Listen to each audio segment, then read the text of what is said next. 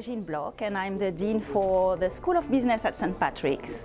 Today we're the 5th of July 2019, and we're having an entrepreneurship seminar to which we have invited a lot of personalities such as Yemisi Jenkins, MBE. Then we are having Steve Otwell, that is a web entrepreneur. And finally, we are going to have Councillor Johnson Situ from SADOC.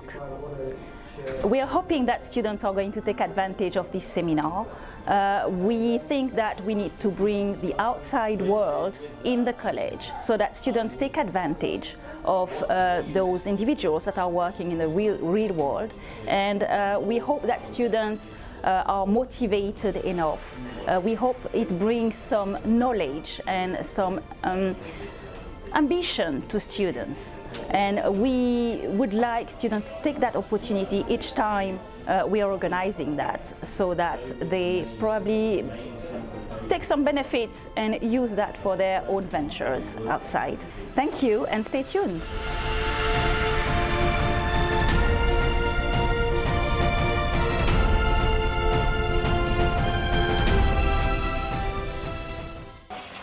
We have three speakers who are going to be talking about their experiences of working within a rapidly changing environment, is what I can say, both socially, economically, and how they contended with some of those challenges. They will be sharing their experiences of diversity, their experiences of building a business from scratch, but also being entrepreneurial in the way they've approached their lives. Because entrepreneurship is not just about building a business and making money, it's about an approach to how you work, thinking outside that box. So I think you will see elements of entrepreneurship from many different perspectives. And I think the people here today are great role models. They all bring a different perspective on life, and I think that use this opportunity to really ask all those burning questions that you will have in your mind from listening to what they're saying. So we have three speakers. The first, who I'm going to invite up in a moment, is Yemisi Jenkins, MBE, whose career has largely been based within the civil service. She's worked in the Home Office, in the immigration roles, but also as a policy advisor on subjects as diverse as e-commerce. And that's a very good area for many of you to be thinking about in relation to your future careers. Our second speaker is Steve Otwell. Now, Steve Otwell is probably your typical entrepreneur. He has built teams of business partners that operate in a global context to look at ways in which social media can generate wealth for both individuals and groups of people and communities. So he's going to be talking to you about that process. And Councillor John Situ, he's the Labour Councillor for the Peckham Ward in South East London, but he also has cabinet responsibilities for growth, development and planning. So he's got a strong interest in this local area and the development of employment opportunities, businesses, and creating a culture of achievement, success and development for all economic development. So we welcome Councillor Situ today. So I'm going to start the proceedings by inviting Yemisi to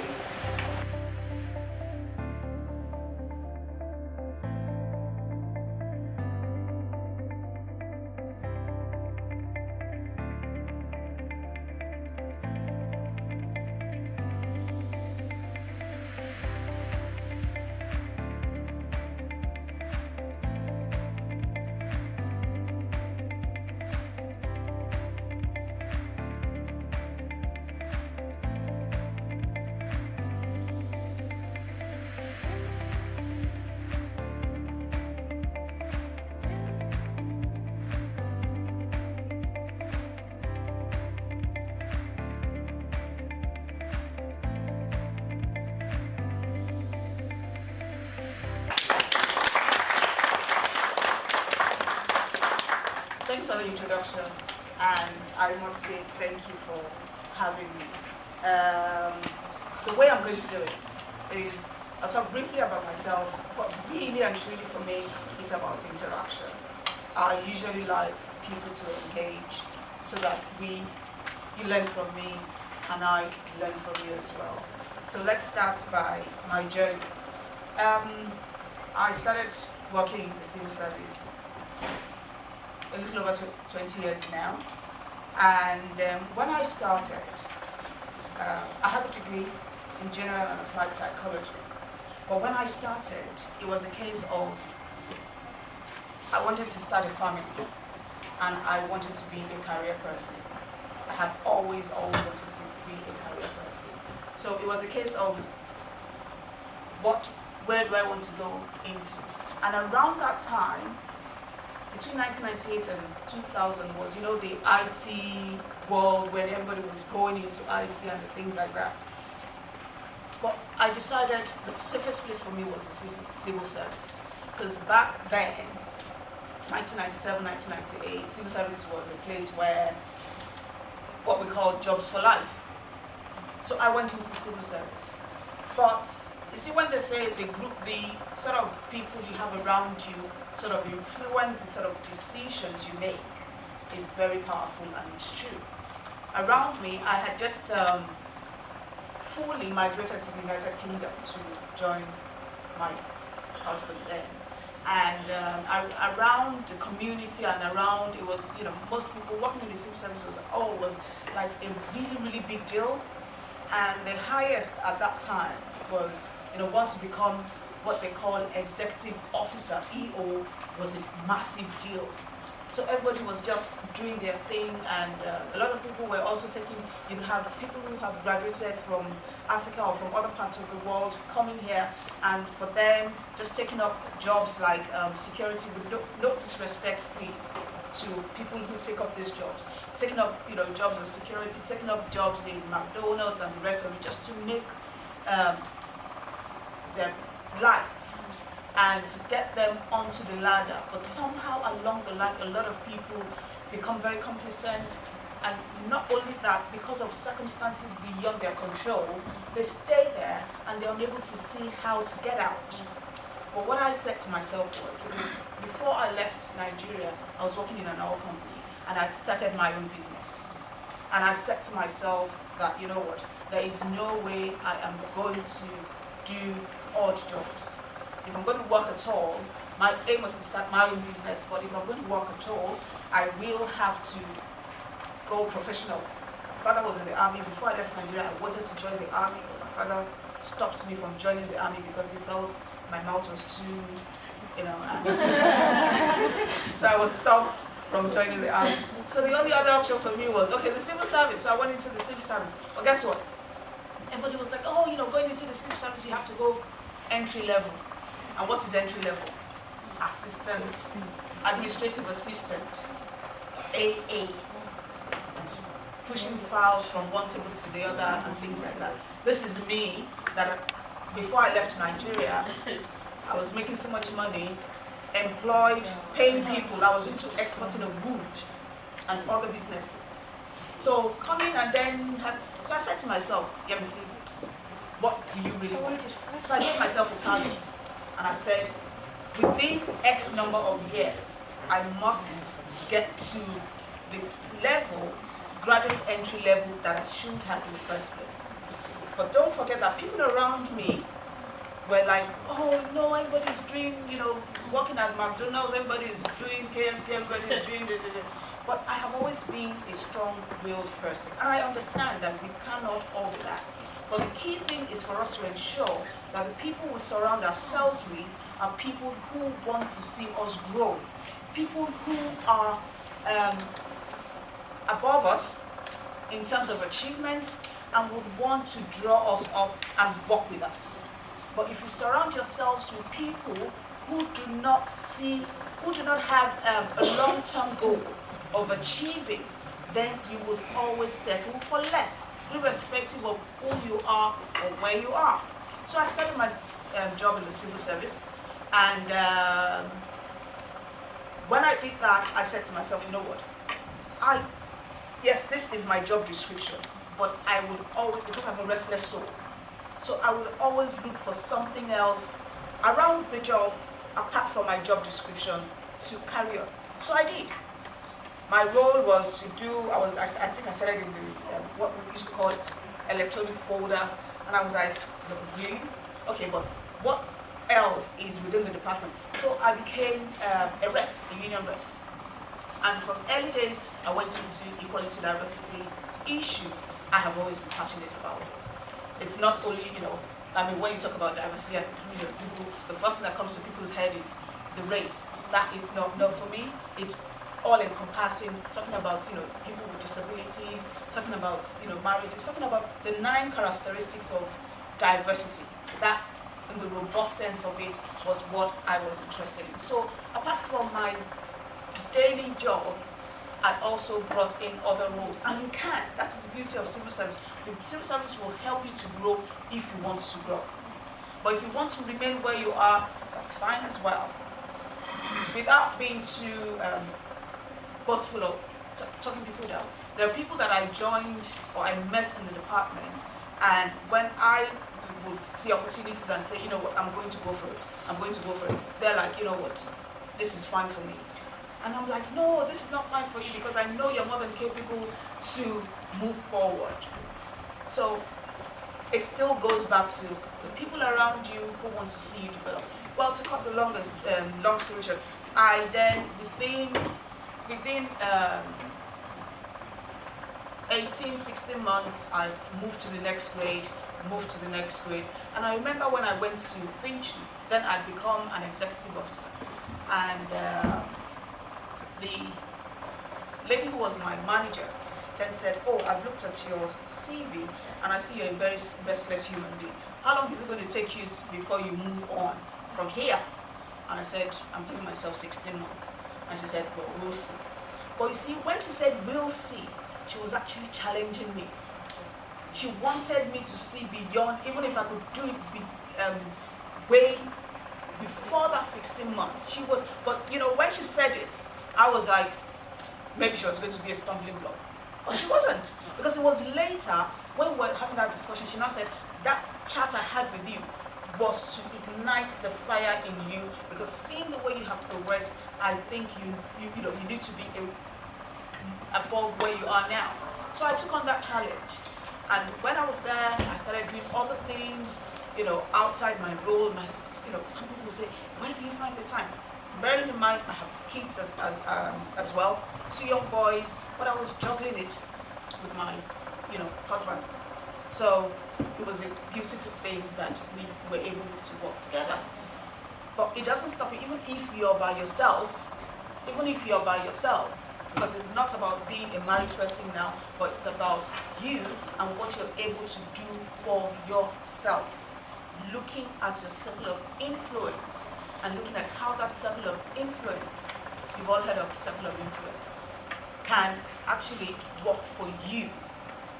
So I just took it on, and should I say the rest is history?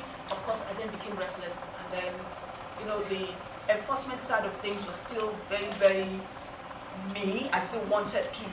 And so what I then did was I then branched out into law enforcement. So I went into the detection side of customs and excise. And my first role was in Tilbury. Tilbury is Port of Tilbury. I was the first black, first ethnic manager in the Port of Tilbury. And I remember that when I went with my team, because we covered Tilbury and Purfleet, when I went with my team to Purfleet, the Port of Purfleet, and the gates man there, saw me, seeing the black person, and she was asking my team member, "So who is she?" And the guy said, "Oh, she's our manager." And the guy was so excited that really a black person being your manager, da, da, da, da, da, da. And then I took on other roles. Then by this time I had established myself as an equality, diversity and inclusion advisor for the Home Office. So that with my daily job. And I was also working in the community supporting young people. And because I have boys, I'm very passionate about men because of the issues affecting men. and the fact that we have very little voice, or for every 10 voice you have for women, you probably have one for man. A good example is mental health. When you talk about mental health, our men, our boys do not have that avenue to speak out. There is no one to speak to. Even if there's someone to speak to, the ego. And the interesting thing is, irrespective of your culture, men are brought up to think, you're as a man you don't cry. Hello? Please cry. No. And this is how we are destroying our men. So they carry on so much burden on themselves that rather than express themselves and reach out to people, they burden it all up and they let it out in ways unimaginable. I say to my boys and their friends, please, there is no rule that says men don't cry. Men cry. Everybody cries. So please, if you have young people, start changing that mindset of men don't cry. Let them, because when you cry, you let it out. When you look at mental health, there's a lot of mental health issues going on. And the ego thing with men, being a psychology student, you can't take the ego from the man, irrespective of your religion. The man is always, the what do you call them now? The power that be, the strong people in the home or in the community. But no, some men do not want to be that role. They want to just laze around. And what is wrong with that? Nothing is wrong with that. Let our men be our men, let our boys be our boys, and let our girls be our girls. Let people, just be what they are. We have imposed so much on ourselves that we're expecting a lot from people, and this is sort of putting a lot of strain on people generally. When the man is expecting X from the woman, and the woman is expecting X from the man, and people are not meeting up to that expectation, and then you have bust-ups. So going back to my journey, so I took that on, and then in 2015, I moved on now, and then I decided, I was in Tilbury. Tilbury is just, I live in Thurrock. It's just 7 minutes drive to my house, door to door. But Tilbury was a small port, so a big fish in a small bowl. So I decided to move to Heathrow. Heathrow is 65 miles away from home. And people told me I was mad. Yes, I was mad. Because looking back now, I'm like, how did I do those journeys? I must have been mad. But I was looking for something. I wanted the excitement. And the only place that could offer it to me was Heathrow. Because Heathrow being the busiest airport, I knew opportunities were abound for me. And I decided, I was going to take it. So I went to Heathrow. I was in Heathrow for 8 years, almost 9 years. And Heathrow allowed me to grow. I was given so much opportunities. Well, I took those opportunities. They were there, and I took them. They were not thrown on my laps. I did not, expect somebody to say, oh, here it is, go ahead and take it. No, I did not wait for that. I took them. So in 2014, I just noticed that one of my staff, Emil, I didn't need to tell him anything, he would just do. This guy was a doer. And he was a member of the Reserve Army as well. So, and then I started noticing that he was withdrawing and he was not himself. So I asked my deputy to speak to him. Being a man and different cultures, I just wanted somebody to just break that. And I said to him, I'm here to talk if he wants to. And he said yes. And I realized that he was actually going through a lot at home, to the point that his wife was abusing him, but there was no one to talk to. So I then went in search of help. And that was when I discovered that we really didn't have a lot of help to support mental health. I discovered that mental health in the home office, well, then Border Force, was a case of yes, you can have the support, but it was limited. And then some other departments were getting it for free. And luckily, coincidentally, I was also deputizing for my assistant director then. So I was attending some meetings then. And then I just thought that, this is very unfair. But to cut the longer story short, I then did a piece of work which then was successful. And as a result of that, from 2015, every civil servant in the United Kingdom now has access to free mental health support. And it was on top of that that I was recognized by the Queen and I was given an MBE for that work. So, when I meet a group of people, irrespective of age, I say to people that at the end of the day, are you guys aware that there is no age restriction in terms of employment? Huh? Well, How? How? it's kind of subtle. How? No, tell me. Let's talk. Children can't help. Sorry, say that again. 65, they say. No, there is no age to retirement now. No. No. It's been abolished. Yes, you can work till you drop dead.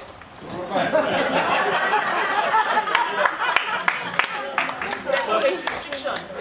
Please Google it. Please Google it. But that said, employers can discriminate. Sorry, say that again. But that said, employers will discriminate based on your age. How? It is subtle because. No. How? You see, when we say something, let's just back it up. How?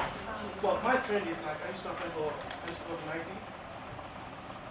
As I grow older, I find it difficult to get a job in that industry. Okay, hold that thought. Were you upskilling yourself? I've always been. Excuse me. You were not upskilling yourself. IT, what it was in 2000, is not what IT is now. Even my niece, who is 7-year-old, there are certain things. You know what? I use an iPhone. I don't have a clue. I just use it to call and text and WhatsApp. Then when people pick it up and say, "Oh, you can do this, you can do that," I'm like, "Oh, really? Show me." And my 7-year-old is showing me. So if you have not upskilled yourself, you did upskill yourself. No, but before you said you didn't. I thought I you said said I did. Oh, so you did. Because I have friends who are in their 50s and they're still making cool bucks in IT. So could it be that, have you ever asked someone to look at your CV? Have you ever done that? There's a lot of conflict with CVs now, I know. conflicting information. I was made redundant 2 years ago, and in those 2 years, yes, I have upskilled, and I've got all my certificates to show for it, and I've got a lot of stuff on my CV, but now CVs, they're putting them through machines and things. It's having to work out those keywords, and I like that. the keywords, but who knows what the keywords are? Okay, let me. Where's the list? Okay, let me tell you something. Let me talk about civil service because that is my Yeah. forte. That is what I do. Is any one of you aware of the civilservicejob.co.com or .co? I know. Right now, what has changed recently? Something has changed in terms of how employers employ people in the civil service. I haven't been on the website for about Now- 6 months, so has it changed?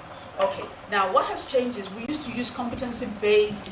Even those of Yes. us who work in this, I can tell you now that I hate competency-based. It's very difficult. It is. But there are quite a few help online that could help you. Even with that, I still struggle. And I've been in the civil service for over 20 years. I still struggle. But recently, they have now introduced what we call Success Profile. Success Profile is a process that allows you to sell yourself. You see, one challenge I have, I cannot sell myself. Even with me talking, when I talk about what I do, I do, and people are like, "No, you do this, you do." I'm like, "Okay, really?" But you know what? When you do something you're very passionate about, selling yourself becomes a challenge. So, if you are interested in civil service, I can have you chat to what area. I know we're diversing, but what area are you interested in civil service? I was a head chef, so I ran my own department, and the skills. So you have the managerial so skills. I've got all the managerial skills. Okay. And I thought I'd try and start at the bottom somewhere with administration. Let's have a chat. Yeah. Yeah. Yeah, If I'd there- like to. if there are jobs I going do on. know of you, by the way. Okay. How? Good or bad? Because it's quite interesting. I do follow the news. I do read a lot of articles. I'm very much for inclusion and equality and giving people opportunity, and I would always seek out articles. Are you on LinkedIn? I took myself off it because I just got annoyed with keep getting things from LinkedIn. No, you can filter it. But does LinkedIn work for you? It does work. It does work. It's about networking. You know why I say it works? Yeah. You see, this is why this is why I don't do presentations. Because this is what I enjoy doing, the interaction. Yeah. Now, with LinkedIn, I remember, I think about, was it this year or last year, I just put something up about, paying people rising to the top. And, luckily, some people read it. And the Chief Executive Officer of CMA, that's Competitive Authorities Market, read it. And it was, this is interesting. I said, okay, come on board. And I gave him somebody to mentor.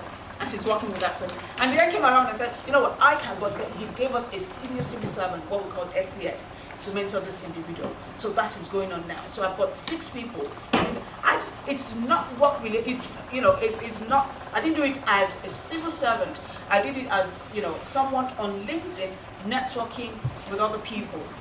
So I would say if you have LinkedIn, I know that some people are turning it into like Facebook now, but if you are really, really sort of focused and tailor what you want, you can actually make LinkedIn work for you. So that's why you will put up filters. So all the rubbish that you don't want to say, you don't see. When people send me requests, I go straight to your profile. Right. If you're telling me your name is ADZ, I'm not an entertainer. So I'm like, what is the common ground? If you want me to come into your world, is different, but then I'm looking at what can I learn from you. But if it's your young person, right, then I'm more likely to accept that just because the person could have maybe looking at me being a mentor or working with. So that's one. But if an older person is sending me and saying I'm Jay-Z, I'm Easy, I'm something like that, I'm really I can't make sense of it, I'm more likely not to accept that request. So for anybody, you see, civil service, and I say to people, with civil service, the civil service develops you. We are actually, in fact, I think about 2 days ago or so, somebody put out something. Heathrow is actually recruiting what we call border force officers. When you're coming into the country, the people who sit at the desk and interview people, and from there you can actually develop a lot of skills. So what I say to people when I go out to talk is we have a network of people who are more than happy to support people like you who want to come in terms of application, because we know, like I said, even till now, I struggle with our application process. And I'm not ashamed to say that. I think that the application process for jobs now is very difficult. And I think that what's happened, I was in a job for 20, 30, 40 years, never been unemployed, working 16, 18 hours a day. I come out of that and know that I'm going to go down the job centre. And what came out of my experience is that there are so many people, and when you start talking to people, they're really talented, but they're not getting the jobs. I know. And it's right in their heart. I've met some fantastic people in the past. Okay, I haven't had a job, so what? But I've met some fantastic people who've got great skills. I wish I'd met them and given them the opportunity to work in my kitchen. No, that's what, like I said, let's have It's a chat. amazing. Let's have a chat after the Lovely, thank program. you. I'm more than happy. Yes. So you said that retirement is endless now, but what age do you pay state pension? Well, when it comes to pension, I don't even know mine, so I don't know. I'm not into pension. I'm not even thinking about it now. 60, 67 for ladies, you see, that's somebody and 70 for men. You claim your pay if you want to, but you can remain in work. Because before, you're aware that once you approach it, is 60 or 65, and then you're then told, you need to have people, they're putting their retirement and things like that, but that is not enough. So if, whatever age you are, want to come into the civil service. Initially, wasn't it you had to work until 30, 35 years to get a full pension? So what does that mean? Like I said, when it comes to pension, I don't know anything about pension. maybe I'm just, I've just decided, you know what, I'm not interested in that for now. I pay into a pension pot, yeah. So yes, that's about what I know, and I know my, department takes it out of my salary on a monthly basis, and so there's some money. No, but they're personal pensions. I'm aware that there are personal pensions that people can take out themselves. No, persons that are unemployed or living on universal credit for X amount of years, they haven't got that finance to put into I agree with you. So, Yeah, that would be a challenge, but unfortunately, I really don't know much about that. So let's wrap up. So for me, that is my journey, and what I have done, like I said, is I do not just stick to my job description. I will always look for something outside the box. The world is moving on, and your employers are looking for that extra thing that you can bring in, and that is what gives you the edge. Everybody here is applying for the same job, and we have the same skills, and that's all we put. Obviously, they probably have 2 or 3 slots. So what makes you stand out from the other person? And that is why people need to think of doing extra things that, within their capacity, that can give them that edge and say, you know what, I'm able to do this more, I'm able to do this extra, I'm able to do this extra. Now, that's with a caveat, because if circumstances within maybe family, another person who is doing the same job, not doing anything extra, the way in terms of flexibility, in terms of approach, there are some people at work that people call the go-to person. Maybe when people come into the office, people a smile on the face. But maybe me, when people come, grumpy. Now, the other person who has a smile has not, done anything but just a smile. So obviously, when it comes to things and recommendations and people are like, oh, he's approachable, and then when my name comes up, oh no, she's always grumpy, we can't go to her for help. Even if I was the one who had the most skill or the most qualification, but it's about that human activity interaction. We need to start understanding that that needs to come into play at work, even in business as well.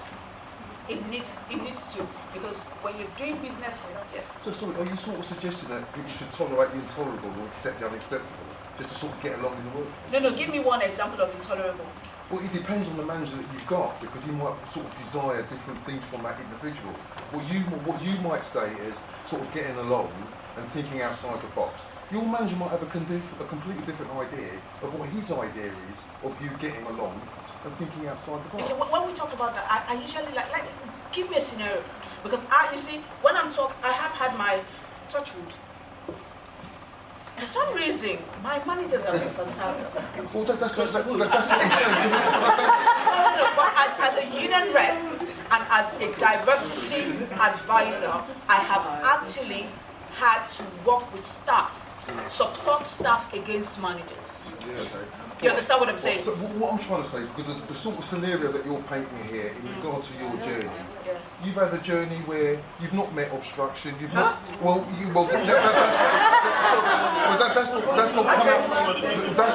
that's not come out in your sort of explanations in regard to your journey. When I said I was sorry, can I just finish? I mean, you can have an individual that could be working in an environment that could be pretty much hostile, and you're saying that some way you've got to find a way to navigate your way through that sort of hostile environment that you're working in.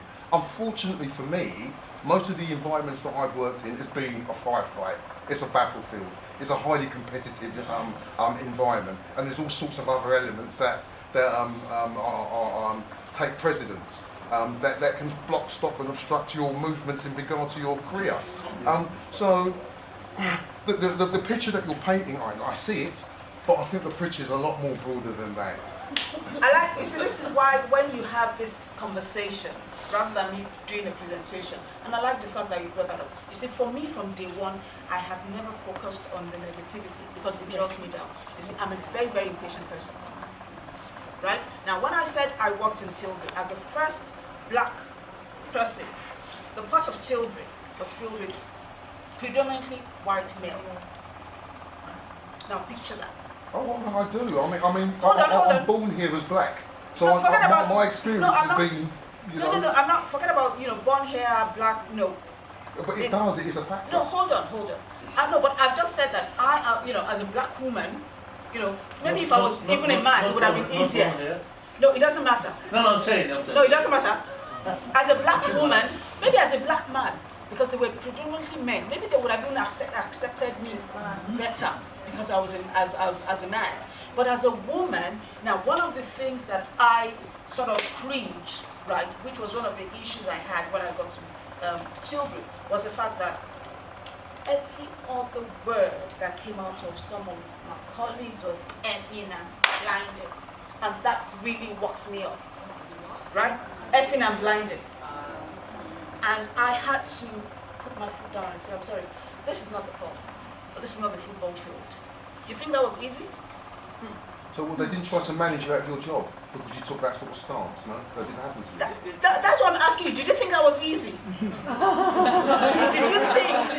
Did you think it was easy for me to tell people who had been in that office for over 10, 15 years to say, all right now, the sheriff is here, stop effing and blinding. Did you think it was easy? No, it wasn't. It was not At least easy. you managed to hold on to your job. They didn't force you out of your job. No, but I did not let them force me. You see, the thing, I can empathize with you. You know what? I've got 2 black boys. My boy wears dreads. I used to wear dreads. I only cut off my dreads 2 years now. My boy, I can tell you the number of times my boy has been stopped by police for no reason. So when you talk about, hostile environment and all of that, I fear for my boys, and that is why I sort of walk towards our boys in terms of making them see beyond, the usual narrative. It is there. I am not going to stand here and deny the fact that it is there. But the fact for me and what has happened in my own case is the fact that I have not let the negativity pull me down. Rather than that, I have turned it on its head. I think what you might be trying to say as well is if you can give examples of practical ways to kind of navigate those kind of murky waters and find when you find, are there key strategies or things you need to survive? I noticed that within the environment there are doors that are now starting to open and opportunities now being given. Previous to that, we were being battered down completely. And there's a great deal of us are scarred, unable to function even. Because look, I'm from a Jamaican heritage, West Indian background. How many males in here are from Jamaican, West Indian background? It's not because they're not capable. It's that there's so many of us that have been beaten down. We no longer care. We no longer care. And it's very few of us that are still trying to hold on and say, I'm going to continue to try to push things forward, even though I've had to carry all this weight of whatever that they've been behaving. Can we have an applause for this man, please? Their behaviour previously. I don't think the full picture is understood. You're taking a look at a situation now, and I accept that. Sometimes I sit there and I look at the television and say, I see black people coming up now. They've been given these opportunities that were being denied to me, venomously denied to me. You're now giving those opportunities, and now you're standing there and you're saying, look, listen, you've got to forget about the past. No, you're saying you've got to push past that part. You need to understand how hard that is, how difficult that is. To have to sort of look at the past, take on board what these people have done to stop, block and obstruct you, and then try to reinvent yourself to get along with that and move forward.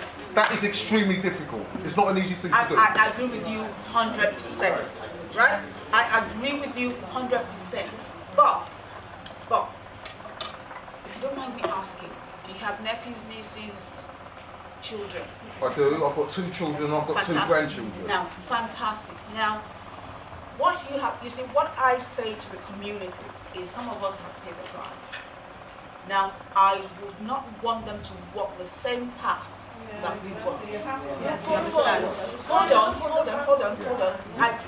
But you see, the energy that you have, right, which is very passionate, you know, and I can see it in the way you're talking and all of that. But what I am still insisting on is we can turn that energy so that your children, your grandchildren will not have to go through what you went through. So at 54 years of age, which is my age, is why I'm sitting here inside this college. So I can demonstrate to my children, my grandchildren, regardless of what they do, you must get up and continue to struggle on. Don't be like your friend there that's decided, well, I'm going to just take that shortcut there because I'm angry and I want to get my own back and I want what I believe is mine. No, that's not the way to do it. You've got to get up. You've got to take that person who's been stopping you, blocking you, obstructing you, and put him back in his box. Thank you. What I didn't mention earlier, my oldest, who is 21 now, who, you know, with his dreads and things like that, when he was growing up, he's a left. Those of you who are into football, he plays football very well. In fact, he's represented England in Isle of Wight before, you know, playing for his primary school and then up to secondary school. He's left footer, and I hear that is a very good thing. Yeah, it's a very good thing. You know what? I sat him down one day and I said, yes, you're very good at football because that is where a black boy is easily pinned into, but you can easily be benched. But whatever you have here, no one can take it from you. No one. They will try. They will. Yes, they will. They'll be. You think I have? I mean, you think I haven't faced it? I have. But you know what? How strong you are. And I know, and that is why. Hold on, let me just finish. And that is why, for me, equality and diversity was key. Because I then started speaking for the people who were weak. Now, what I didn't tell you about this, my staff, who was in the reserve army, he is a white guy. And I saw him, knowing that I have worked with this guy and knowing his potentials. I knew that there was more to what he was offering me now, and I knew that I needed to work with him. So for me, it was a case of, now, what society do I want my children to live in? Right? So when I took on diversity and inclusion as a major part of my career path, I was looking at everyone and looking at how we can heal from where we are coming from. Because we need to heal. We need to heal. Yes, a lot of pain, and please do not for 1 nanosecond think that I am saying, you know, we look past it. No. But okay, we're here now, we need to heal. The pain you have gone through, the pain my generations before me have gone through. Do I want my children to go through that? No. So that is why for me, when I speak to young people, especially young black boys, I say to them, I don't want to see you frying burgers in McDonald's. No, I want to see you in the city. Because you can be there. But we need to create that enabling environment for them so that they can take up all the opportunities available to them. A lot of our young people, when, you know, evening, what do they call that thing? Opportunities, when a lot of organizations actually have programs for ethnic diversities. But guess what? A lot of us do not take it up. It's so many parents, when, you know, things are happening in school, a lot of parents do not even know their teachers. A lot of our parents do not know what is happening in school. A lot of parents do not know that you can be school governor so that you can begin to influence the policy in your child's school. Even the environment you live in. I say it a lot. When posters are up saying, oh, we want to change something. When town hall meetings are called, how many of us attend? How many? Now, when decisions are made, for example, a flimsy one, if they want to change lampposts from here to the front of your house, but because you have not attended that town hall meeting, everybody there has said, not in my backyard, not in my backyard. But you're not there. Oh, we'll put it in front of Yemisi's house. Hello? So what happens when your voice has been ignored for so long? People start to realise, well, no one's going to listen to my voice, so why should I even Let us fight. Have you heard of the 56 black men? Have you heard of the 56 black men? Have you heard of the 56 black men? No. Oh, please. You need to. Please. You need to.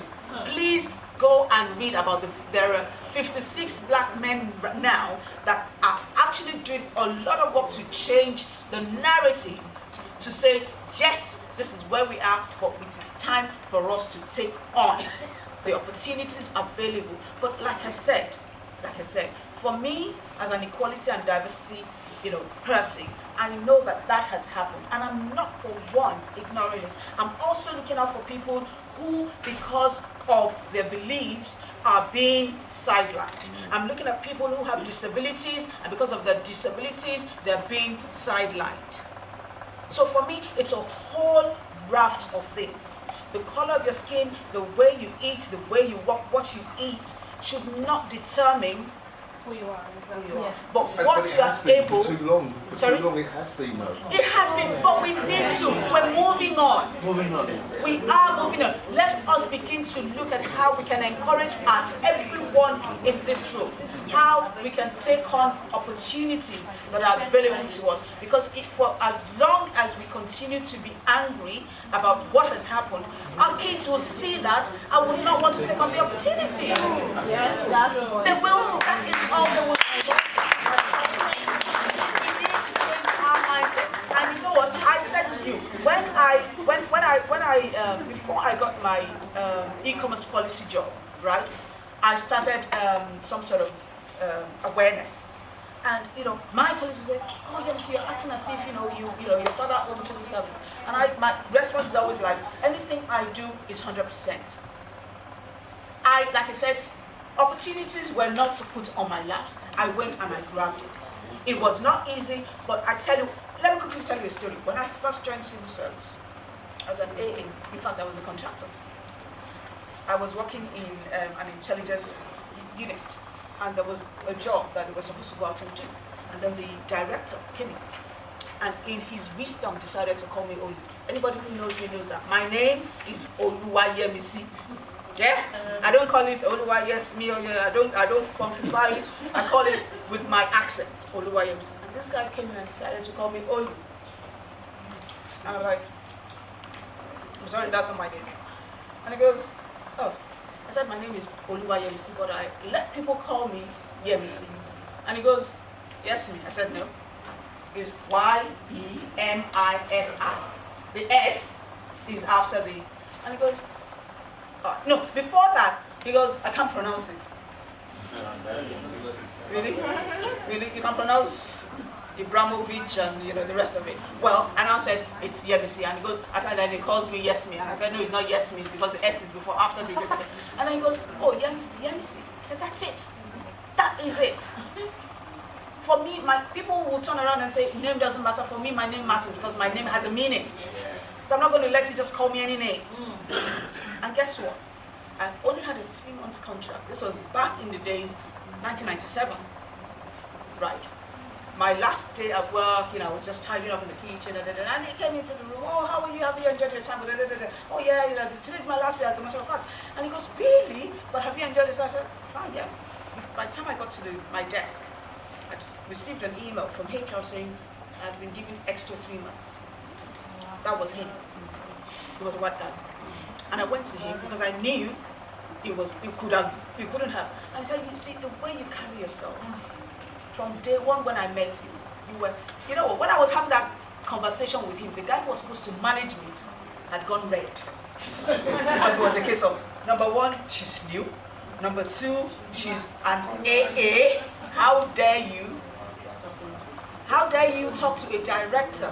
And back in the days, once you get to a particular level, in fact, there is a level when I got to that, they call us go. Because you're the whatever. But it was like that. I saw that in you. I'm like, you know what? We need people like this. So we have a lot of people, and we need to encourage ourselves. Yes, we have gone through a lot, but the healing has to start. We cannot continue to be there. We are not saying it didn't happen. We are not implying it. We are not saying forget it. But I am saying for my sanity and the sanity of my children and my friends and families, saying, let the healing begin. People who have helped me at work, right? My white colleagues. My Afro-Caribbean colleagues have been there for me. They have stood by me when I needed help. In terms, the general support of emotional. Yes, I'm running out of time. You see, this is what happens when. But long and short of it is when if you want to come into the civil service has a lot of opportunities. Please, if you have not registered, civilservice.gov.uk or .co. You don't have to be employed as a civil servant. You go through the jobs and you set yourself what we call alerts. So the jobs that you're interested in will automatically come into your inbox.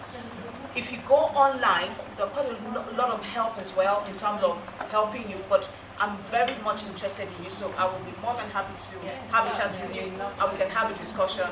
And if any other person is around that would want that, you can. My email address can be collected. But you see, for me, it's not about you, but it's about all of us in this room working together as a community. Not about the color of your skin, not about your race, not about what you believe in, but working and living in a society that you and I will find or feel safe in. That's the way to go.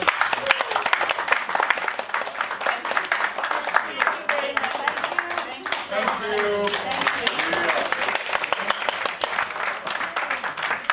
A very interesting talk. Very motivational as well, right? So thank you very much, Yemisi. That was very inspirational. I did enjoy it, and I hope everyone here enjoyed it.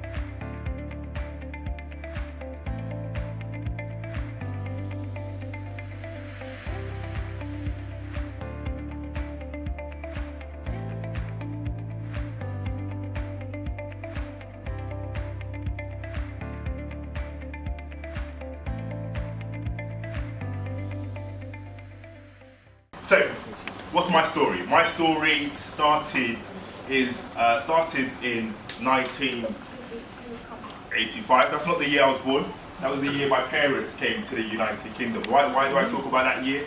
I think in any entrepreneurial journey or any business person's journey, it's an element of taking a risk, an element of going beyond your comfort zone. I did know many people in the room today would have taken a similar risk or similar journey in respect of going out of their comfort zone and trying something new. So 1985, parents came over from Nigeria to London.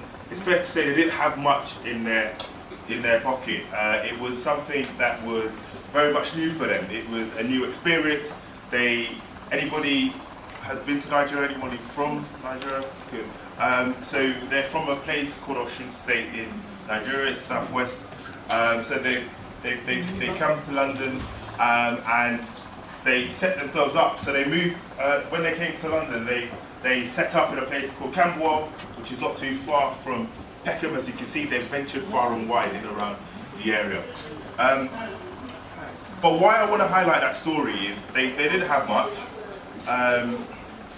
but they made a resolution to ensure that they would set the platform and set the foundation for myself and my siblings, very much ensuring that we could go and build on from what they've done. So they both were entrepreneurs and both were business people in their own right. So my mum was, started off working in the council many years ago, but also ran a business, so sold, was selling African material, still sells African material from Austria and Switzerland.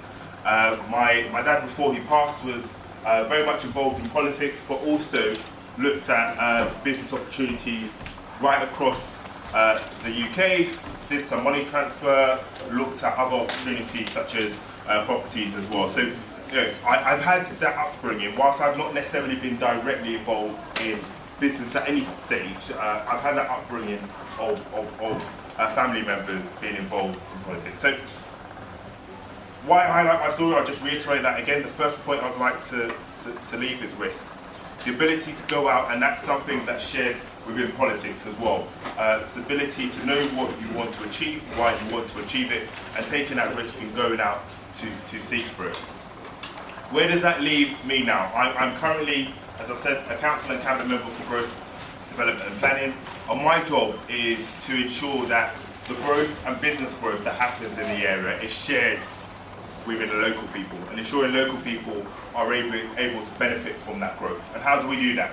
So we've got a number of pots of funding, a number of programs in which we call the Pioneer Fund. And the Pioneer Fund is us saying to organisations right across the borough, if you have an idea, if you're a young person, or if you're a person who wants to move careers, or if you're towards the end of your career, if you have an idea, we will back you and we'll support you to be able to do that.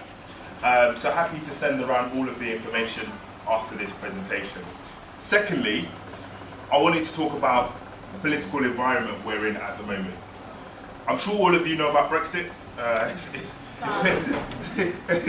I'm not going to ask you what your thoughts on Brexit are, but one thing I'm not going to go into deep detail into discussion about Brexit, but one thing that Brexit has highlighted, and indeed you would see right across the world actually, is a polarisation of debate. So people are camping in two different areas, and increasingly the argument is becoming more and more toxic. And that's not just in parts of the UK, that's across the world. Politics is becoming very, very divisive.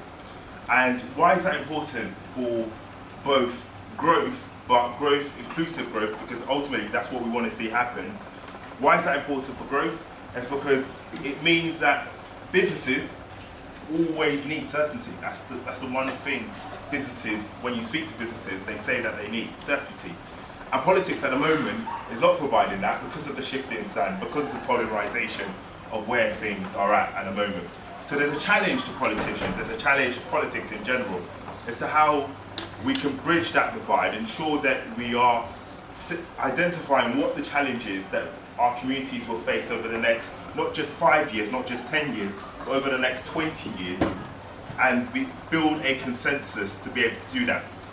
Why is that so important? Because it's been done before.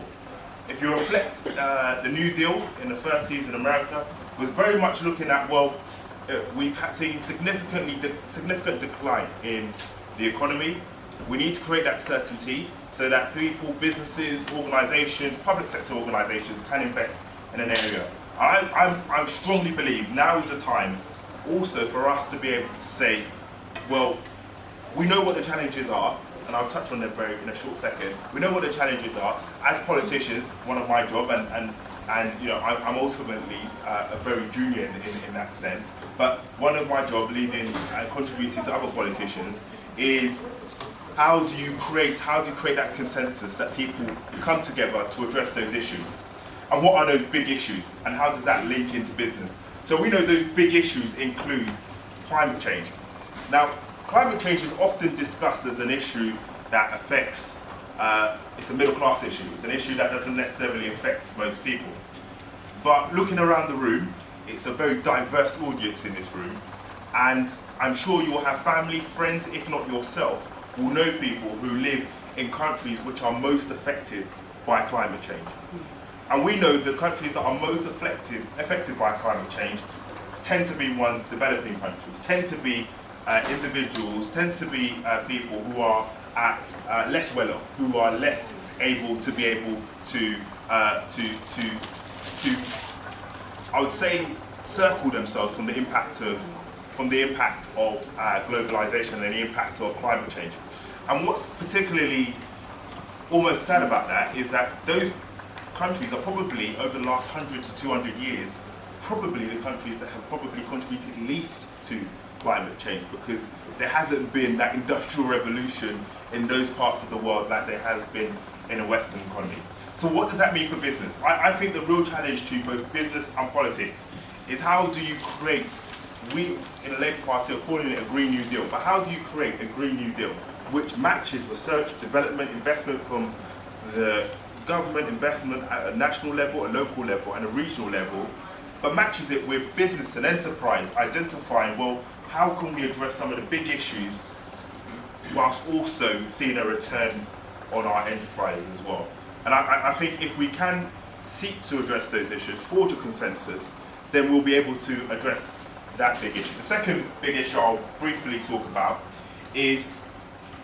ties in with the polarization of politics and ties in with the polarization of general consensus, is inequality.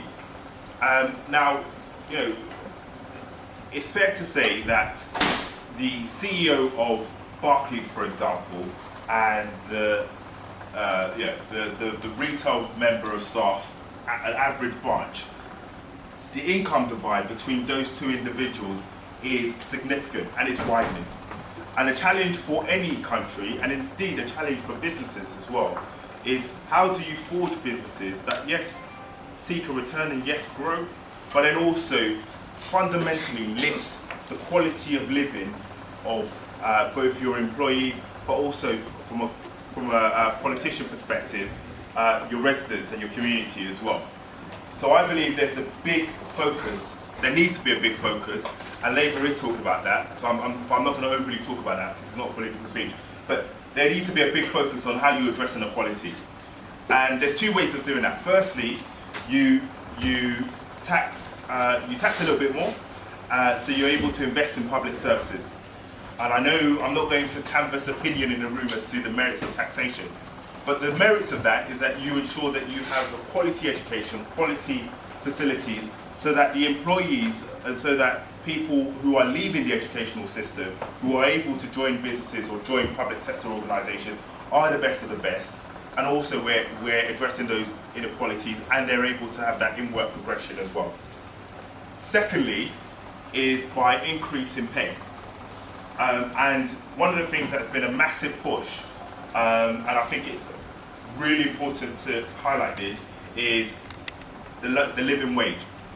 It's called the voluntary living wage in parts of the country, but also in London it's called the London living wage.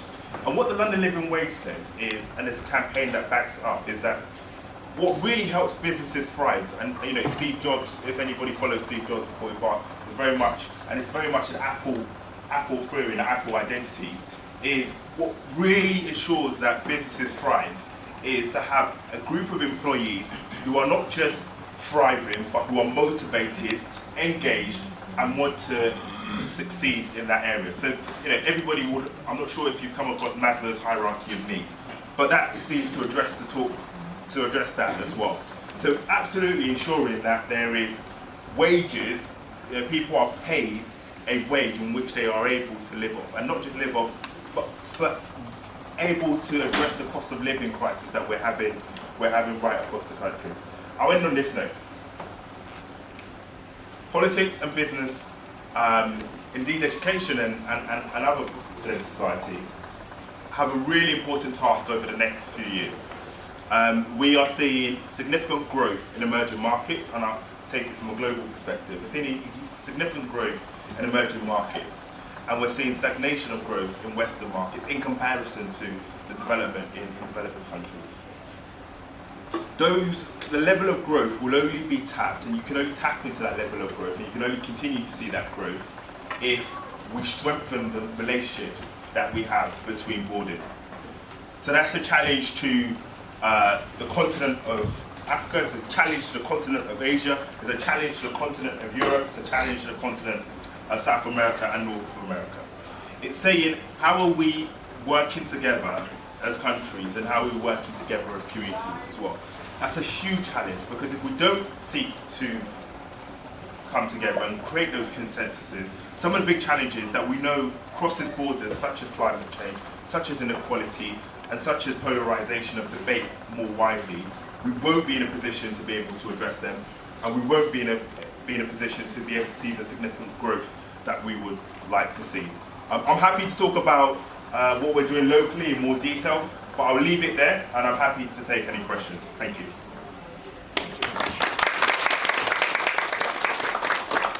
Questions?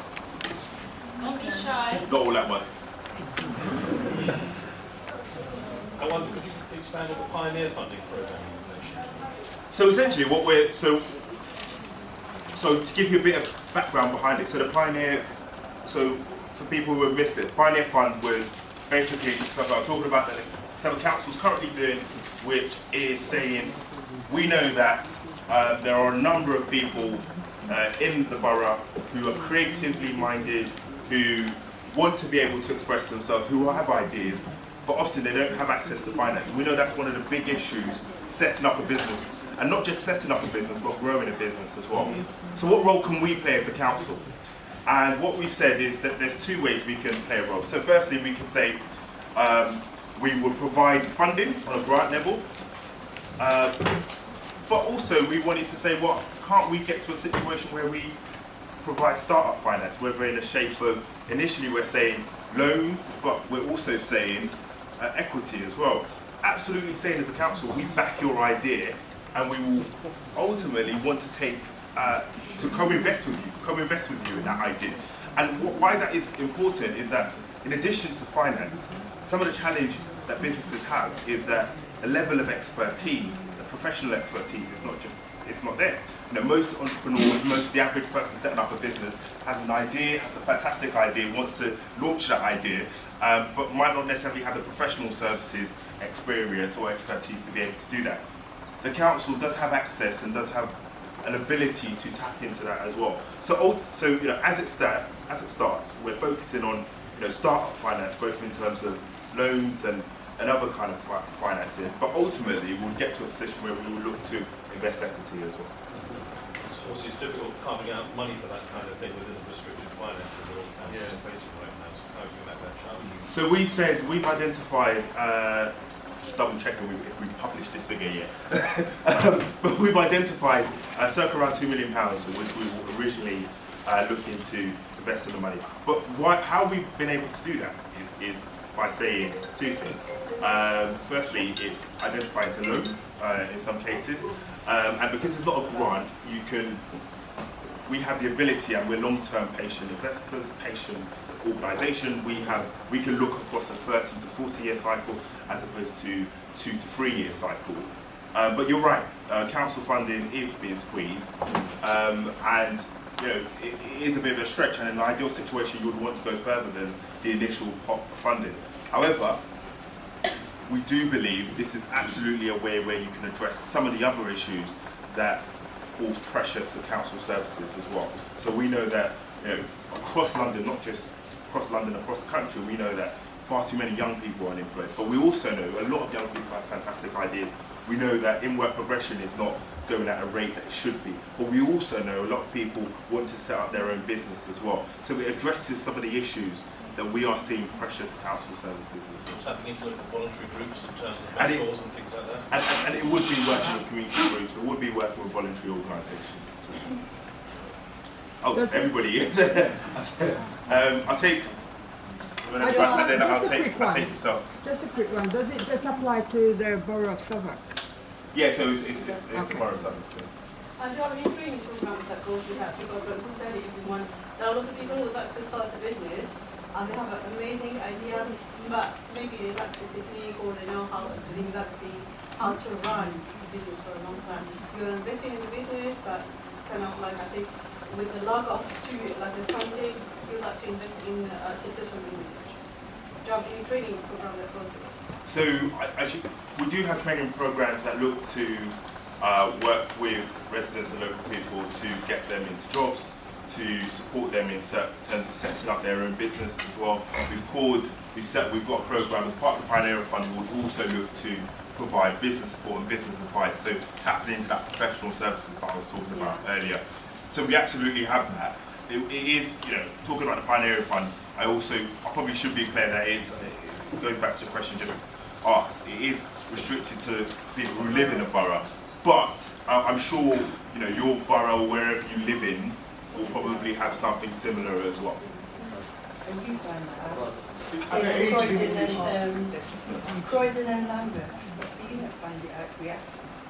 I wouldn't know the information offhand, so I wouldn't want to give you information that's not correct for other boroughs. Yeah. I'm a young entrepreneur with funding, but my material, I'll get it outside the country. Looking at the global challenges, what will the council do to help me bring in all my logistics? Okay, can I ask, so you're running a business? Yeah, as a young entrepreneur, yeah, with the funding, everything is set. But looking at what I deal in is outside the country. It could be China, it could be India, but we have that global challenges in terms of people coming in. What will the council do to assist me so that I'll be able to get my I'll be honest, I think you are referring to issues that probably fall out of the jurisdiction of the council. What I would say is because you're referring to international trade, and it's almost, you would need to look at what international trade between the two countries you're referring to, whether there's a tariff, whether there is rules, whether there's conventions, whether there's free trade. So there's a number of complexities that will surround. I know that's not really answering. No, not really international trade. I had a student, he designed something and wanted to send this to China for them to produce and bring it back to UK to sell. So you understand? Yeah. So bringing in had a lot of issues in terms of the taxes you said, in terms of ISO 1900, the standard, and blah blah. So what would the council do? Is there any advisory body that can advise me as a young entrepreneur to go around it? Certainly there's advice organisations that could support you as an entrepreneur and provide advice. I would still say it's outside the jurisdiction of the council, because it's very much, from what I'm hearing, and I know that I don't have all of the details to hand, but from what I'm hearing, it sounds like it's an import discussion and an import issue, which will ultimately be something for customs and borders. I was going to ask you a question. So I'll take a couple from here, then I'll take a couple from there. Can I moderate? Yeah, please. Basically, I went down the Lucian route, for work. Can you speak louder so that I do join you. Basically. Whereabouts, you don't mind me asking? Basically, I was working with my partners on Lucian, but I don't have no workspace. So, and for me, the kind of work I do, I need a workshop at least this size. You see what I mean? And I went to Lucianborough to ask them for help or assistance that can be with friend. I didn't get much help from them. That's Lucianborough. Like you're saying that if you to help someone like myself, I have to be registered under Lambeth. So one thing I will say, and I don't know the exact details of Lucian's hand, but one thing I will say is that most councils, and it's Southwark included, most councils, what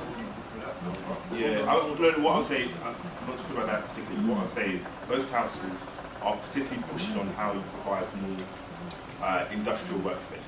That's what ultimately you're referring to. I'm working from a garage at the moment, and at the moment I can't even work with you now because I've got too many tools. Yeah, so that's a fair point. And so what we've said is we've committed to, and again, it's a suburb, but I probably can guarantee that Lucian will probably have something similar. And we've guaranteed to have 500 affordable workspace. We're particularly focusing on, we're looking at how you, Oakham Road is a particular area which you'll notice is not a million miles from Lewisham, which has a particular area for industry as well. How can we support retain industry and enhance industry here as well. Can I say something? I'm definitely sure that the other boroughs have this kind of provisions as well. She's a young entrepreneur and she's got a workspace from Meacham. So I'm sure. Yeah, no, other boroughs will be happy to do so. And if what I could do, if it's helpful, I can send information to send information to my others. Yeah, happy. No, it'll probably be better to go through my board. I don't know, it's just a channel of things, but yeah. Next. Okay, yeah, my question is related to my lecturer question, yeah? Yes. His question is similar, it got something to do with the policy of WTO trade. So you're testing my WTO knowledge. So, my question is, the councils, not just Southern Porridge, well, you know more about your council, but I mean, all of our council, they haven't got any of, they don't know or go connection with the WTO policy for advice is local entrepreneur, local people.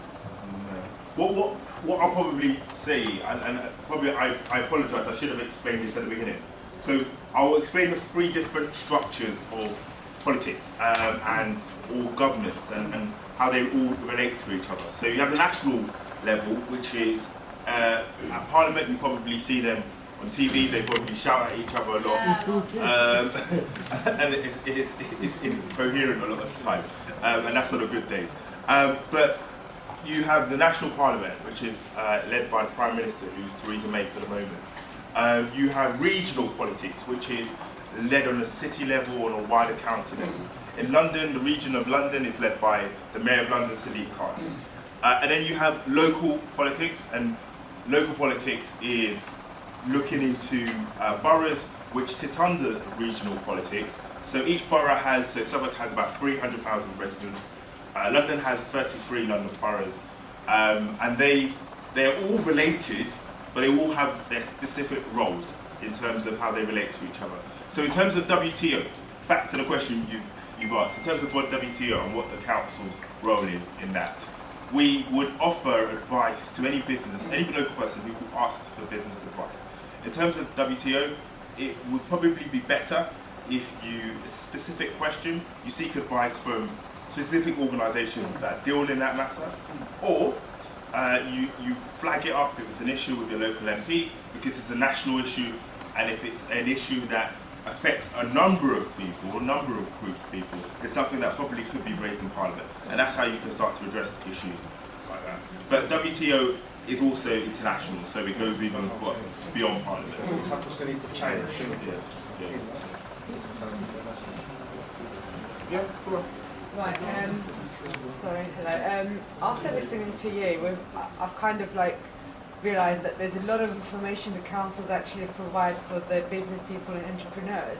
But why is these information and the support kept under the blanket, and it's not so, like, most of us don't know these actually exist.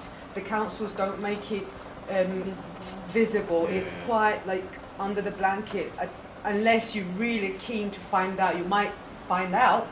But other than that, without you talking about all this, I wouldn't know that the councils provide this kind of support. Why is it that it's not so vague, it's not so clear that there is help for business people? That's a fair challenge. And I think there's something that the council always needs to reflect on, that we could be doing more in terms of getting the word out. Just out of interest, does anybody here live in Southwark? I do. I've lived here for 20, 30 years. Okay. I'm not trying to divide people in boroughs. I know, I'm just talking about polarisation. I'm trying to divide them. But the reason why I say that is there is something for us to say about what more the council could be doing. And certainly I reflect on something we need to look at how we're getting the word out. There are a number of ways, so you'll find it in the library. My advice always is, if you want to know what the council does, go to a local library. The library is a one-stop shopping almost as to what the council does, because it's a council building, it's dotted around the borough, and you are sure to find out any support. if you ask a librarian, if they can't help you, they'll be able to point you in the right direction. So if you leave this conversation with one thing, visit your local library near where you live, and you can find out about more information about any particular thing. But yeah, it's a fair challenge. It's something we need to. I think communication of the information is one of the most challenging with all the boroughs. Yeah, exactly. I think, and even if you try to contact the borough or the council, it is quite difficult to go through. That's one of the challenges for all around. Yeah. Yeah. Thank you. No, it's a fair point. Yes. Please speak. Oh, yes, I'm from the London Borough of Hackney. Yeah. And I contacted them before for such information. It was not difficult. Yeah. They sent it to me straight away. Yeah. But also, they do contact us. A few days ago, they sent us a letter telling us the funding that is available, and they said if we were interested in setting up a project, we should contact them. Yeah. When they are. So that's a good example of a council reaching out, and it's something we should probably take on board as well. So, any other questions? Just one last one. Yeah. You come today. Is it with the intention that you see that entrepreneurs that you can help sort of council, even though we don't live in your borough? Yeah, I admire the question. I admire the question. One thing I will say is this: people that live in Suffolk are happy to provide as much information as I can. For people that don't live in Suffolk, and again, it's not about dividing people up. There will be information in your own area, and honestly, do go along to a library. Happy to send information to the organisers to see if they can pass it on from other neighbouring boroughs. But do pop along to a library, because if you ask them, they will be able to provide information and provide support. I live between Southwark and London. We can shift it down a little bit. Well, we can have a debate about where you live exactly. Yeah. Any other question? No questions? Thank All you. satisfied? Can I just ask something? How did you become a Peckham Ward of South East London, Labour councillor? Because you weren't very visible during the elections. Because do you know what it is?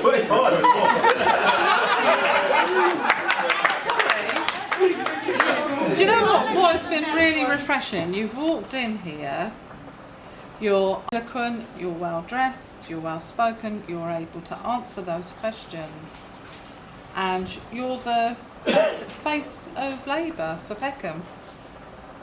So maybe you need to get out to the people a bit more. Thank you, I guess. I'm not being funny. Southwark is one of the best boroughs. Really? Yes. Yeah, it is. Really? So, and there is a lot of opportunity. Yeah. And when you say about the library, once you start investigating a little bit, I have joined online Southwark Council. Okay. So you get Southwark Council updates. So if you're in Hackney, they must have the same service. No. And it is worth signing up to your local council and just going through to see what is available and talking to people. You're absolutely right, and it's so the service you're talking about, My Southwark, which is just an online newsletter, online service that allows you to, which is really helpful. In respect of probably going out a little bit more, I will take that on board. I will take that on board. We do go out quite a bit, but we could always do more. So I will take that on board. Yeah, I think that it does need to happen. You need to be out in the public more. Thank you. You want to go? No, I was just saying because it was about getting information out there. I'm looking at your website. Yeah. It's the mobile website. Yeah. But it doesn't actually get to the nub of what you were describing. A very interesting scheme there. It just gets to a point where it says just send your email address and it sends you some information. It doesn't really put it out in front of the website. It's going to be something new that you're building here. So it needs to be a bit more prominent on the website as well. Self-declaration councillor in Merton actually, and I don't think we haven't got anything like this. and it'll be interesting to try and take that back to the civic centre and say, it's difficult finding the money for these things, frankly. That's why I was asking these very specific questions. And it maybe one can draw on reserves in an accounting for the loans and so on, allows you to draw on reserves in a legitimate way. But it's certainly something I was on mine. Just bounces straight off to hmrc.gov.uk in terms of business advice, whereas yours is obviously on board there, a little bit more detail on the website. Great. No, it's a fair point, and I think just to explain, and you know your councillor, so I'll explain a little bit more about the finances. We're in a lucky position in Southwark, as you'll know, that we have a number of businesses, particularly towards the north of the borough, who are quite large and generate a lot of business rates, and we're in a quite fortunate position, and we've seen significant growth over the last 5 to 10 years, where we've seen the amount that we're retaining in business rates means that we can actually, and you know, it's a cycle, it's a virtuous cycle, because obviously if you're investing in businesses and they're able to grow, they're able to then contribute business rates as well. So it's a virtuous cycle in that sense. But you're right in that. My question is in politics. Young people in inclusion in voting and politics as a whole, are there initiatives, practical, clear initiatives to increase young people participation and inclusion in politics as a whole and as well as in voting? Yeah, so that's a really important question, because it's my biggest frustration since being elected in 2014 is that there's not many more people like me involved in politics, and there's not many more people. I'm tired of being the youngest person in the room, basically, and you know, the way we address that is, again, I'll speak from a Labour Party politics. We've got a campaign called Votes at 16, and we said, we said prior to the election that if we had one, we would have introduced voting at 16. And we know from both the referendum in Scotland, but also the activism in terms of climate change, young people are passionate about stuff. They want to get on and they want to be able to contribute ideas. We as a society need to be much more receptive to that and much more open to that. So there's a Vote at 16 campaign, and there's a registration drive. We're always consistently making it easy for people to register to vote. Personally, I'm a passionate believer in that we do everything online. I'm surprised we cannot be in a position where we can vote online, or we can vote through an app. I don't know how that works. I appreciate there needs to be a certain level of security. This is my own personal opinion. It's not everybody, but I think it's odd that we are increasingly moving digital, and this voting thing, we haven't managed to get more digital as well, and it's very archaic in that sense. So, countries like America, they have faults in the electoral system, but they at least have electronic voting as well. So I think we just need to think about that. And then the final thing I would say in terms of getting young people to vote, I think there's a challenge to us involved in politics, and is to, and it reflects on the point raised earlier, is are we out and about enough? Can people visually see that young people are involved in politics? And if you do get involved, your voice will be heard, you'll be able to contribute to decision making, and you won't just be there to make up the numbers. So there's a challenge to us in that sense, and we're going around and having those discussions as well. So hopefully those are 4 key ways in which we're addressing those issues.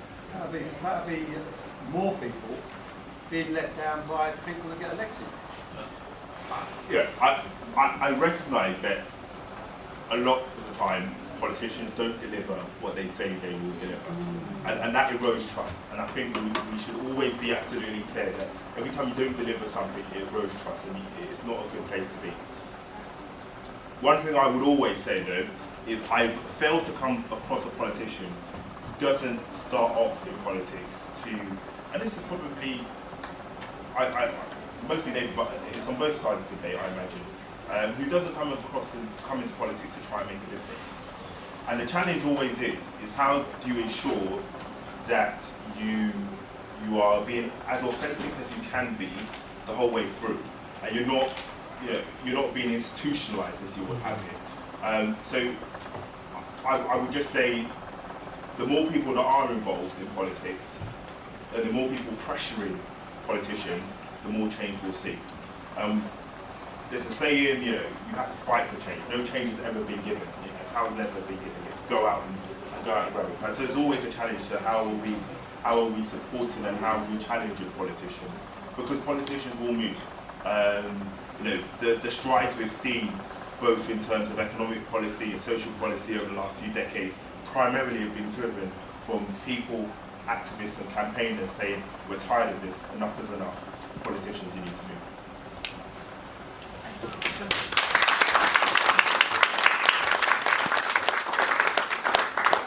There was someone here. Do you have an enterprise award in Salvador? We do. We have the Summit Business Awards. So that's every year. The last one was in July, actually. And yes, so Summit Business Awards. Okay. Based on that question, quoting you, you said you partner with Entrepreneurial, right? To what degree? 50-50? 60-40? 30? Whatever, 70? Are we negotiating right now? Why? I am careful to ask that question. And you said so beautiful things, and that is what I'm interested in. And I'm speaking for those who actually wanted to do that. Yeah. I mean, as for what constituency. Yeah. This you are doing was not done in my own constituency. Yeah. Because the councillor mismanaged everything and nothing was done till now. Yeah. And we are just hearing promises, like you rightly said now. And I appreciate. Now, back to you.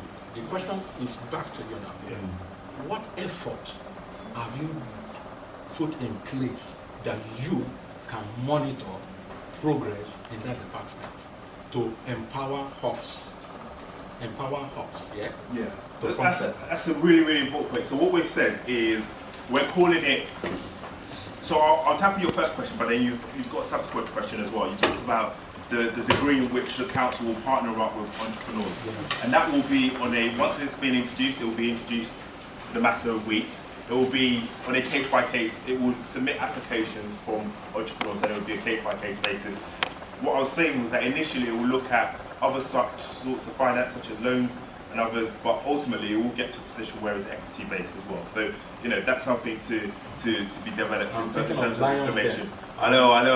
Thinking of lions then, so that you don't grab my But blood. how easy is accessibility? So that all this is not just a mantra of supporting entrepreneurship. How easy is accessibility of these funds and this workspace and all this support that sort of has, and equally other roles? I know there are examples of people, but there are people who have said they haven't found any joy trying to access this support and this workspace. There are workspaces within SODOC that are overpriced and not affordable for young people. So in reality, how practical and how accessible? Because it's one thing to pay lip service to what, like you said, politicians say, and it's another thing to actually consider it in practicality. No, and it's fair enough, and it goes back to the question the gentleman at the front said. And so the question he was saying was that he looked at the website and he saw that ultimately we had some advice on it, but it didn't go into as much detail as it should have done. And I'll touch on that question, I'll touch on yours. So the challenge ultimately with the website is that the council runs multiple services,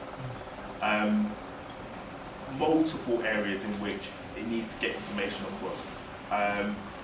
Housing being a primary example of a weighty area in which it needs to get information. Council tax being a primary area where weighty information needs to get gets information across.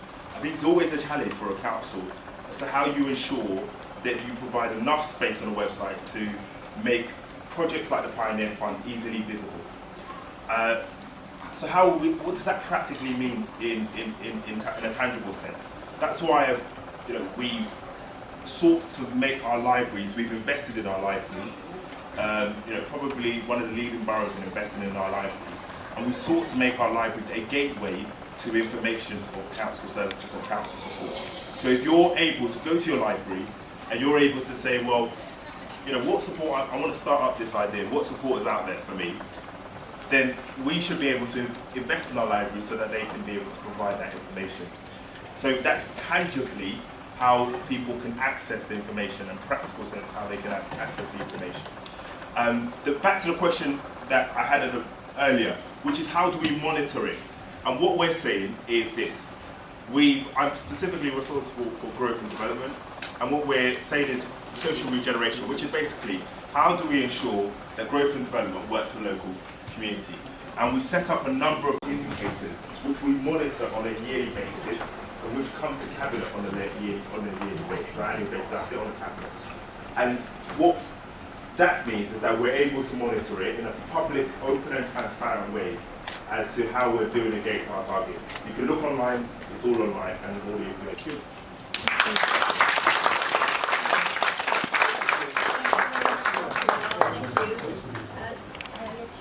Okay. We just wanted to mention that the young lady on the photograph camera is a young entrepreneur, a recent graduate. She just got funding, mentoring and support for her business in the Mitcham Borough, and she's offering the service free of charge to be here just to support the college.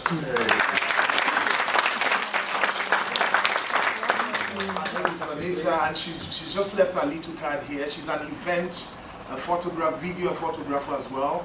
And if you're interested in taking photo shoots and events and all that, she wants you to, as a token of appreciation, to get a card and just contact her at any time.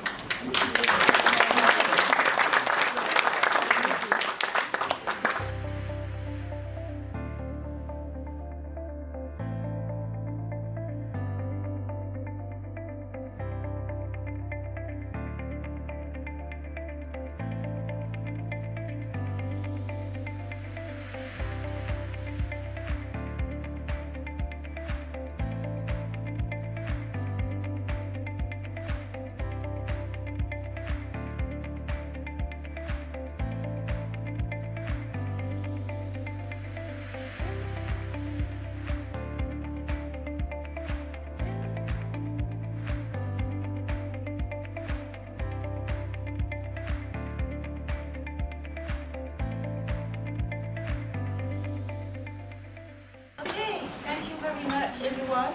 I think we're not going to have a long break. We're going to just move on. So I'll probably leave now the stage to Steve Otwell. I think everyone is kind of waiting for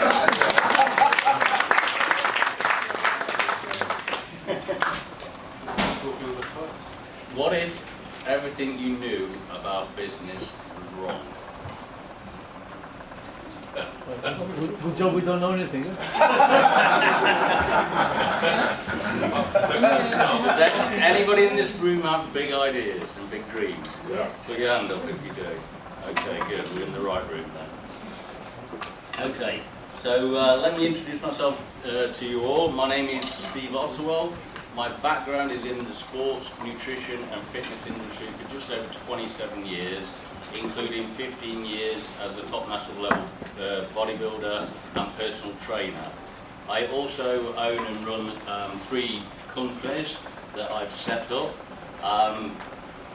and I've set up those companies since 2003. One is a supplement company, one is an ultrasound company, and my third business and company is a network marketing company. Might surprise you all with that sort of success level that I've had. I actually left school at 14 years old with 0 qualifications and a chip on my shoulder.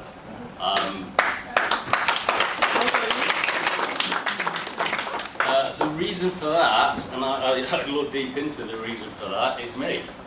For a long time I blamed my father. My father left our family when we were 6 years old. He was an abusive alcoholic, and as we moved through life we saw that was a good thing that he'd left, but at the time I took that as quite an insult, quite a chip on my shoulder, and didn't want to learn. So I give credit to everybody here today who is actually in the college learning, because that's something I quit on.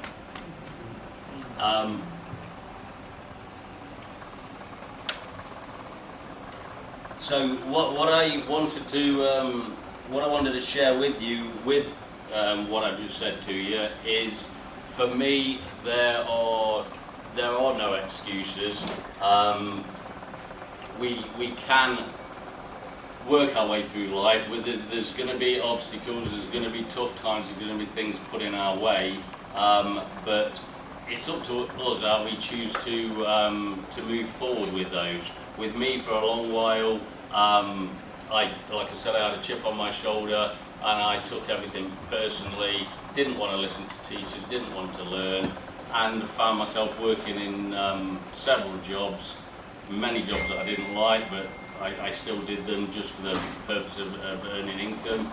But it allowed me to start working my way through life. I didn't actually start engaging in business and of the business nature till I was 30 years old. So for anybody in here, you can start early if you want, you can start late if you want. You just need to make that decision that you're going to move forward and work your way through what you want to achieve, what you want to do. The rule I've got up here is a good friend of mine, Fraser Brooks. He's a social media wizard, and he taught me this Entrepreneurial Rule 1.1, and this is a funny rule really, because what a lot of people do is you've got 1 hour of personal development, and this is how we move forward. 1 hour of personal development, we move the left leg. 1 hour of activity or action, we move the right leg. Now I'm going to show you what most entrepreneurs do. Left leg, personal development. Left leg, personal development. Left leg, personal development. Left leg, personal development. Left leg, personal development. They start working on their selves, thinking of all the things that they need to do before taking activity. What they need to be doing, as I wrote on there, they need to be moving the left leg, personal development, right leg, activity, personal development, activity. And what you'll find is along that journey of people growing personal development and activity, people get to a point where they think they know everything, whether it's an entrepreneur or business, and then they start doing the activity. They start going around in circles, same as they did at the beginning. They can start getting success and doing the same again halfway through their journey.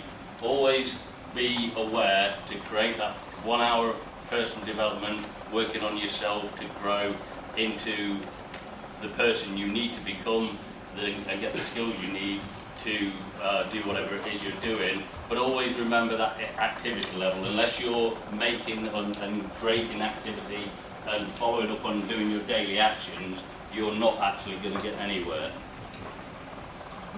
So what I wanted to share with you today is the seven steps to social media success. And what I've done with this is broken it down into the slides. Again, with people in general, is I use Facebook a lot. I also use the other social media channels, platforms, LinkedIn and Instagram. So Facebook first, Instagram, LinkedIn. The only reason I do that is because of the numbers. There's 2.2 billion people on Facebook. With that sort of audience, then you can never have enough people.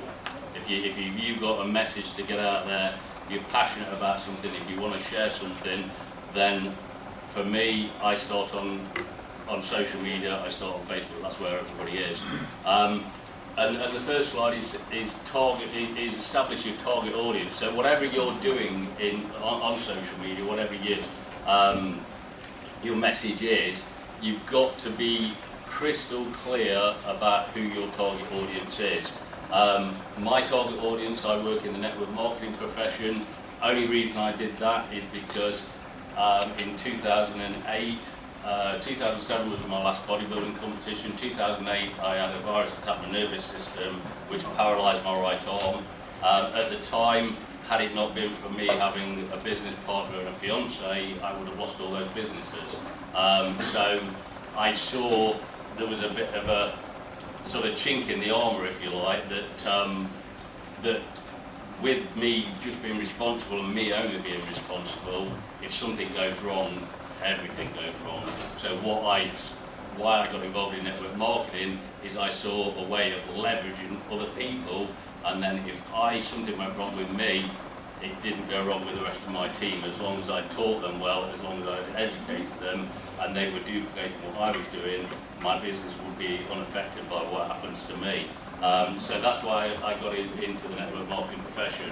My target audience is anybody from 18 years old to 75, 80 and onwards. If we had a question earlier on about retirement, for me, I am my retirement plan. I'm not leaving it in the hands of anybody. Even if I pay into a pension, there's no saying it's going to be there when I get to it. Me is me. I'm concerned about me, so I will be responsible for that, not somebody else. So my target audience is 18 years old, which they can join my profession in, up to 75, 80, whatever. There really is no limit. It doesn't discriminate against you with age, race, education. With me, network marketing found me with zero education.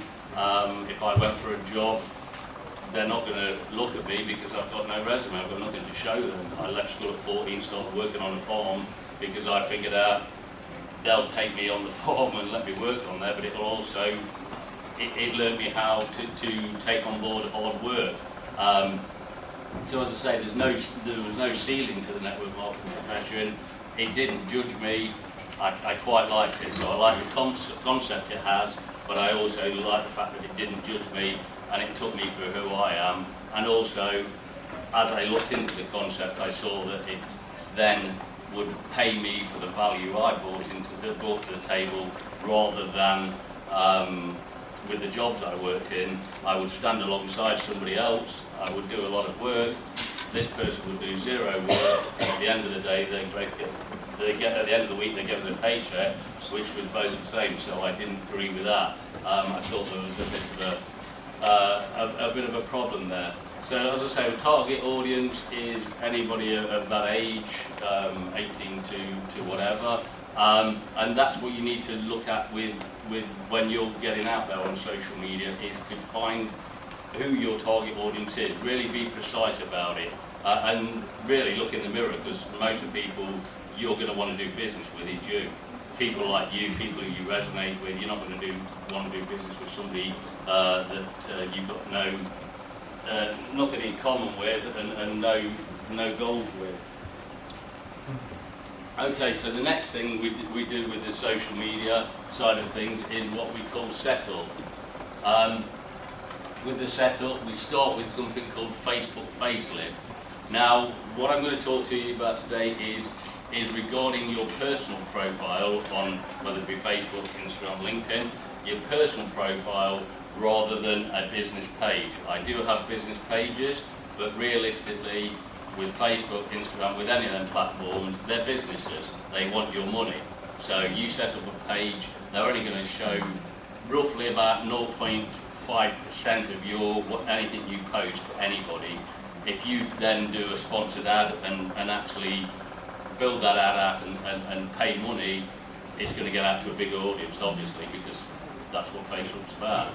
But a lot of people miss out on your personal profile. My personal profile, I've been doing business on for 7.5 years, and I've been building a good, solid business within that period. I've built a team of business partners who have come into the network marketing profession with me of around 14,300 people. I've got 110,000 customers, and we're in 32 countries as of today. So that's all been achieved by me reaching out to complete strangers and building friendships, relationships, but using my profile, my social media profile, to do that, but using my personal profile, which is free. So Facebook facelift, if we go on to our Facebook profiles,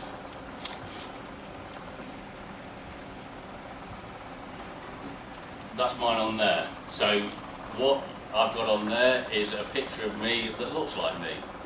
What a lot of people have got is pictures of their dogs, cats, 4 or 5 people.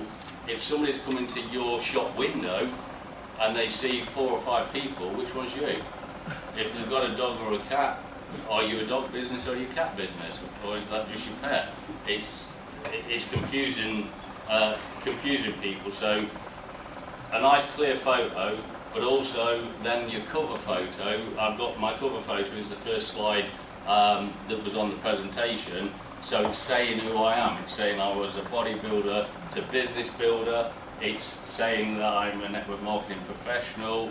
I'm aspiring and inspiring to help people crush it on social media. I've then put that in the intro bit. So again, the intro bit, you're trying to get that message out there so that when people land on your page, your page looks professional.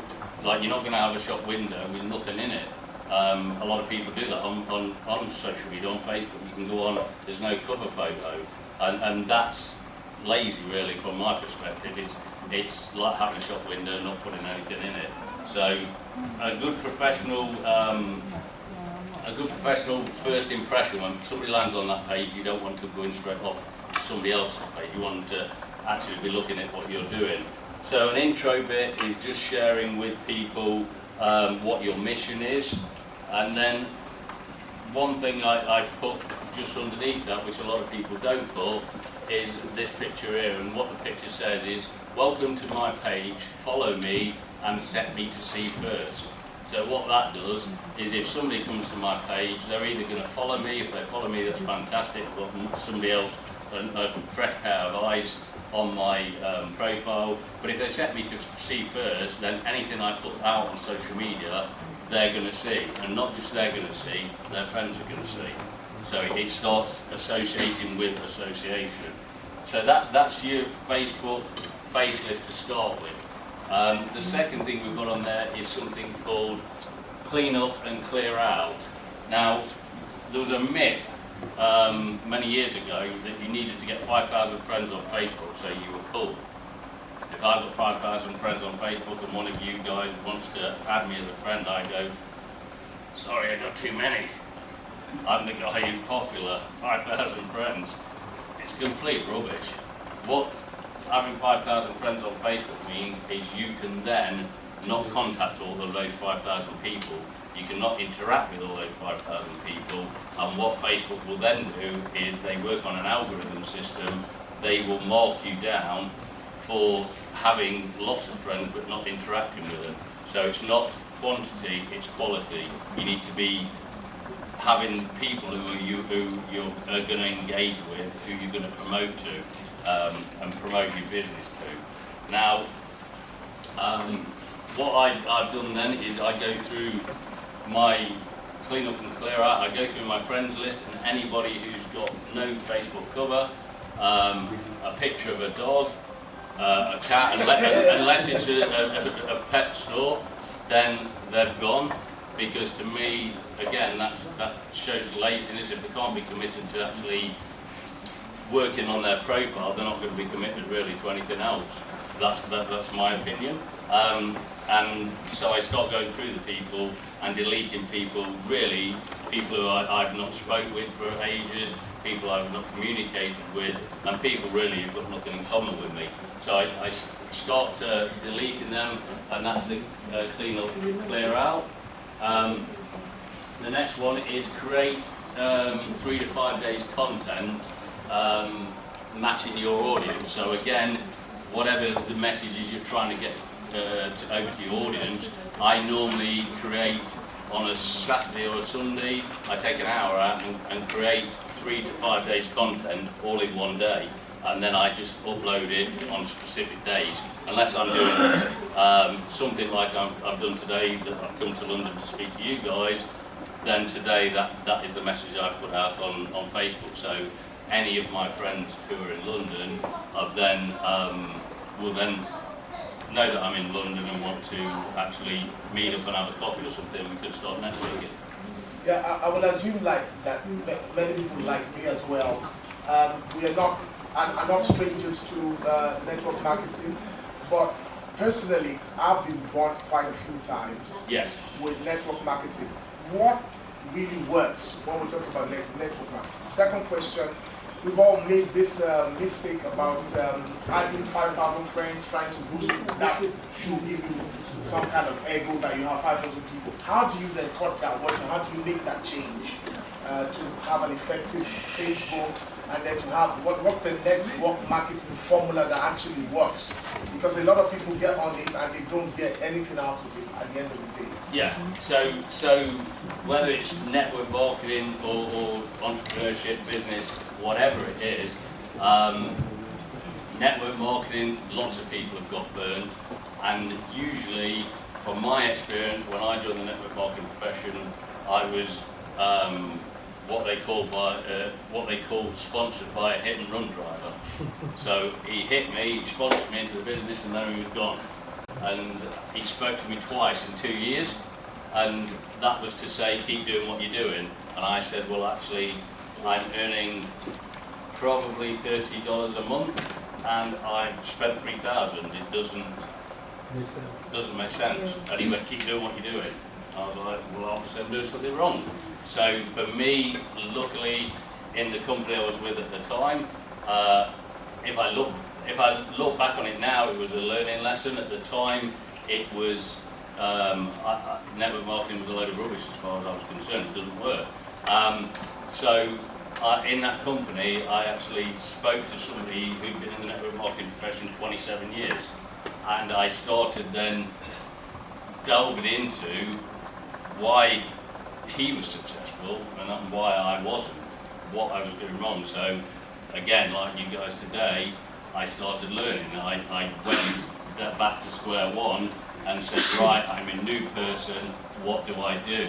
And what I find in network marketing, the reason why people don't succeed usually is lack of support. That's why I help people from lots of different network marketing companies, not just my own, because I feel if we can help more people, we raise the profession of network marketing, and it won't have the bad name that it's had in the past through people doing things wrong. So lack of support is a big one, and skill sets is a big one. People just don't know what they're doing. It's like we're all here, we're all different people, we've all got different characters. My mentor is from Germany, he runs across the stage like a whirlwind. That's not me.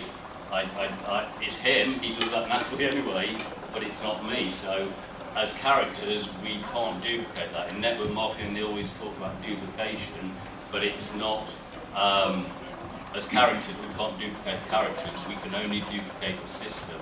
If you look at, say, a McDonald's restaurant, for an example, you go to any country around the world and find a McDonald's franchise, the fries are in the same place, the counter's in the same place, the tills are in the same place, the shakes are in the same place.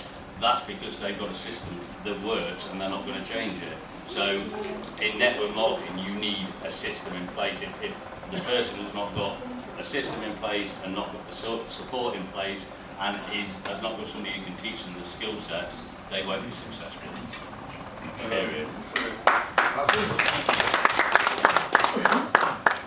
And I'll go and find out more about network marketing, because I've got a couple of pages on Facebook trying to advertise my business. I found one of them I set up years ago when I was in Barclays business account. They send you on a seminar course, which you pay for. It's another good work. What I don't understand is you got your first year business account, you should be getting more perks when you open that account for start in your first year. I didn't get that when I opened up at Barclays. And what happened with my Facebook account, they started billing me. So all of my posts, whatever I was doing, unless I popped up some money, that was all capped. Yeah. So I mean, they could charge me up to £16 a day or even more. That's a lot of money you're paying, especially for a business that makes that money. Yeah. You know what I mean? Plus you pay interest on the bank account every year. You should say every month. You know, so you got to pay that business account. So I would say, yes, you bang on with that. It is, they should provide you with better support, the bankers and that side of things.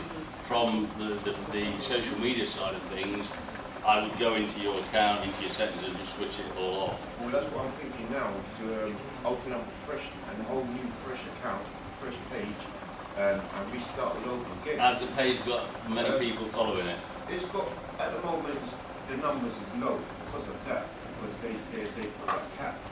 Right, so. And then suppose they get money off me, as opposed to what business I've got on there, anything that's associated with my name on that is capped. Right, so scrap that page. Scrap that page and start again, because unless it's got a big following, if it's got a big following, you can actually use that and feed more information into that, and you can change the name and work the audience. Because what you'll find on social media is the audience who are following you. If you get the right audience, they'll buy a washing machine off you or a fishing basket. When you've got the right audience, they're buying into you. They're not really buying into all the things you've got. And Instagram is connected to them. Yes. So when you try and do the Instagram post again, it's telling you the same thing. Oh, do you like to promote it? Yeah. When you press the promote button, it shows you your billing information. Yeah. So. How do we actually make money on Facebook? I mean, Facebook, not just Facebook, I mean social media. I hear it, it looks like, it sounds good, but for many it's a myth. It's not, it's just a reality. It looks too velocity. Sorry. Yeah? How? So how you do it, for me, how I do it is through network marketing. You need a vehicle, obviously, because whatever you're doing, whether you're doing the ladies spoke about food earlier on and your passion for that. For me, if I was passionate about food, I would be doing I do a Tuesday night live, sharing generic information on social media. Again, like the chap said then, was about where you get support. I've got a Facebook group called Mastering the Maze of Social Media for Your Business, where I share free information on there. So I'm giving information, like a lot of this is in video format on there, so people can stop, pause and go through it in their own time. But if I was passionate about cooking, I would start my own cooking show. On social media is a voice for you. It's like we said earlier on, or I heard earlier on, people saying that you haven't, or you can't get that message out, you haven't got the voice. There is a lot of like the TV shows and things like that. A lot of the TV shows, people think they're watching TV, but there's messages sent through in them shows you're watching. There's a like underlying message even in some of the soap operas and things like that. I started watching telly 10 years ago. If I want to know something, I look on Facebook, it's on there. See? Yeah. If we search your name on Facebook, yes. Can we find your group? Or yeah, just if you find me as my personal profile, then just drop me a quick message. I, Steve, bumped into you at the college seminar, interested in getting into the group, and then I'll just send sorry, yeah. One more question. What is the network marketing you're doing? I don't want to name the company because I don't like people promoting companies to people, but I'm actually just about to launch in the next 90-100 days. I'm about to launch a company in the UK that's fresh to the UK market. I have been working in the same company for 7 years and I get paid very well from that company, but I'm starting a new venture. My team in that company want to stay in that company and I will mentor them, support them, because that's my responsibility, whatever company they're in. But I am going to launch something in... I'd like to talk to you later. Yeah, and I'm happy to share that. Do you do any one-on-one mentoring as well? I do one-on-one mentoring, but... No, take care. I do one-on-one mentoring. I charge £100 an hour for my time. The reason I charge that is because I take what I earn a week, or the hours I work in a week, and then I divide that up. It's more than that, but I then look at that as £100 an hour is appropriate for my time. I put a value to my time. But a lot of people who partner with me, they get that all for free. So I give anything that I would teach people from another company. And people who don't want to join my company, which I mentor people from other companies, if they don't want to join my company, that's fine as well. I charge that for the mentoring, but people who partner with me, then they get that for free, all my mentoring. I'm accessible from 10 AM till 10 PM, 7 days a week. So there's no reason why people haven't got the support. The support from me. Where was we with that?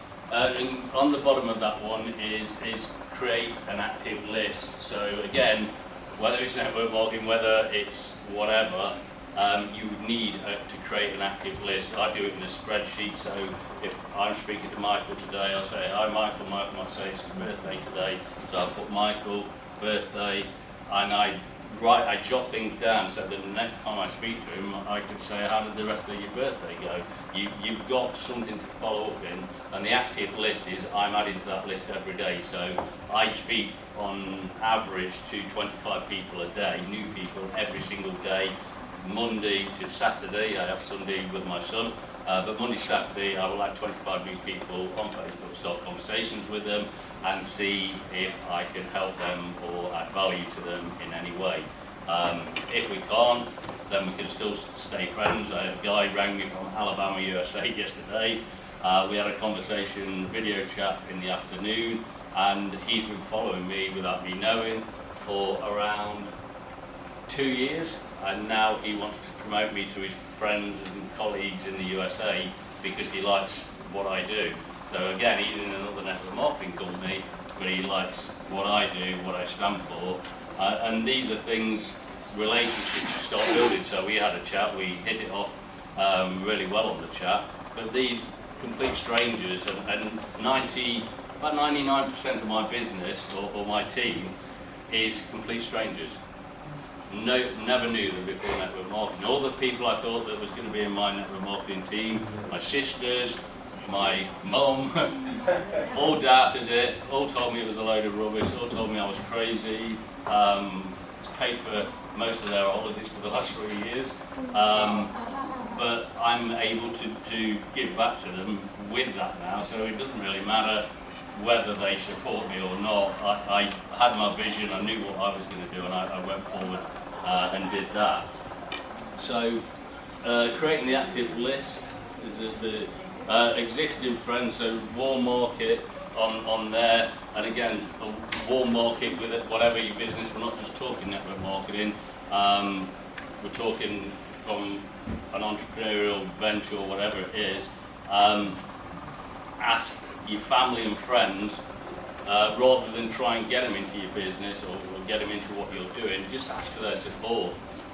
Like bounce things off them, like I want to practice getting better at my skill sets on talking to people and things like that. Do it with your family. Just say, would you be prepared to let me chat with you about this and this, so that when I do talk to people, I'm not bumbling and I'm not messing things up. So respect your warm market, give them the chance, if they want to partner with you, the chance to do that, but respect them.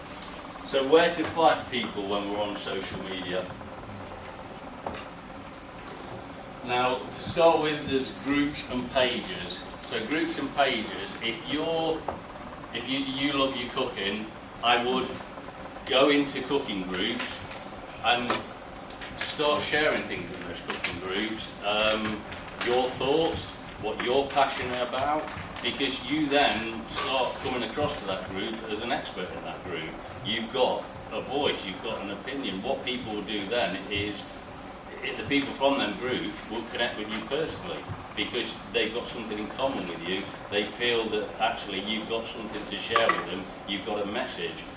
Again, I go in groups and offer a lot of information on social media, on network marketing in these groups, and then it helps people rank, advance, it helps people increase their income, and because of that, then they come back to me for personal tutoring or things like that. So groups and pages, groups on here, they'll go to all your other things as well, because once they're following you, once they become part of your tribe on that, they're going to follow you on everything else because they want more of what you've been showing them. So So that is takes time to do, but that's your end goal is getting people coming to you rather than you having to go out looking for new people. So you build up the relationships to start with, then you'll find that people start coming to you.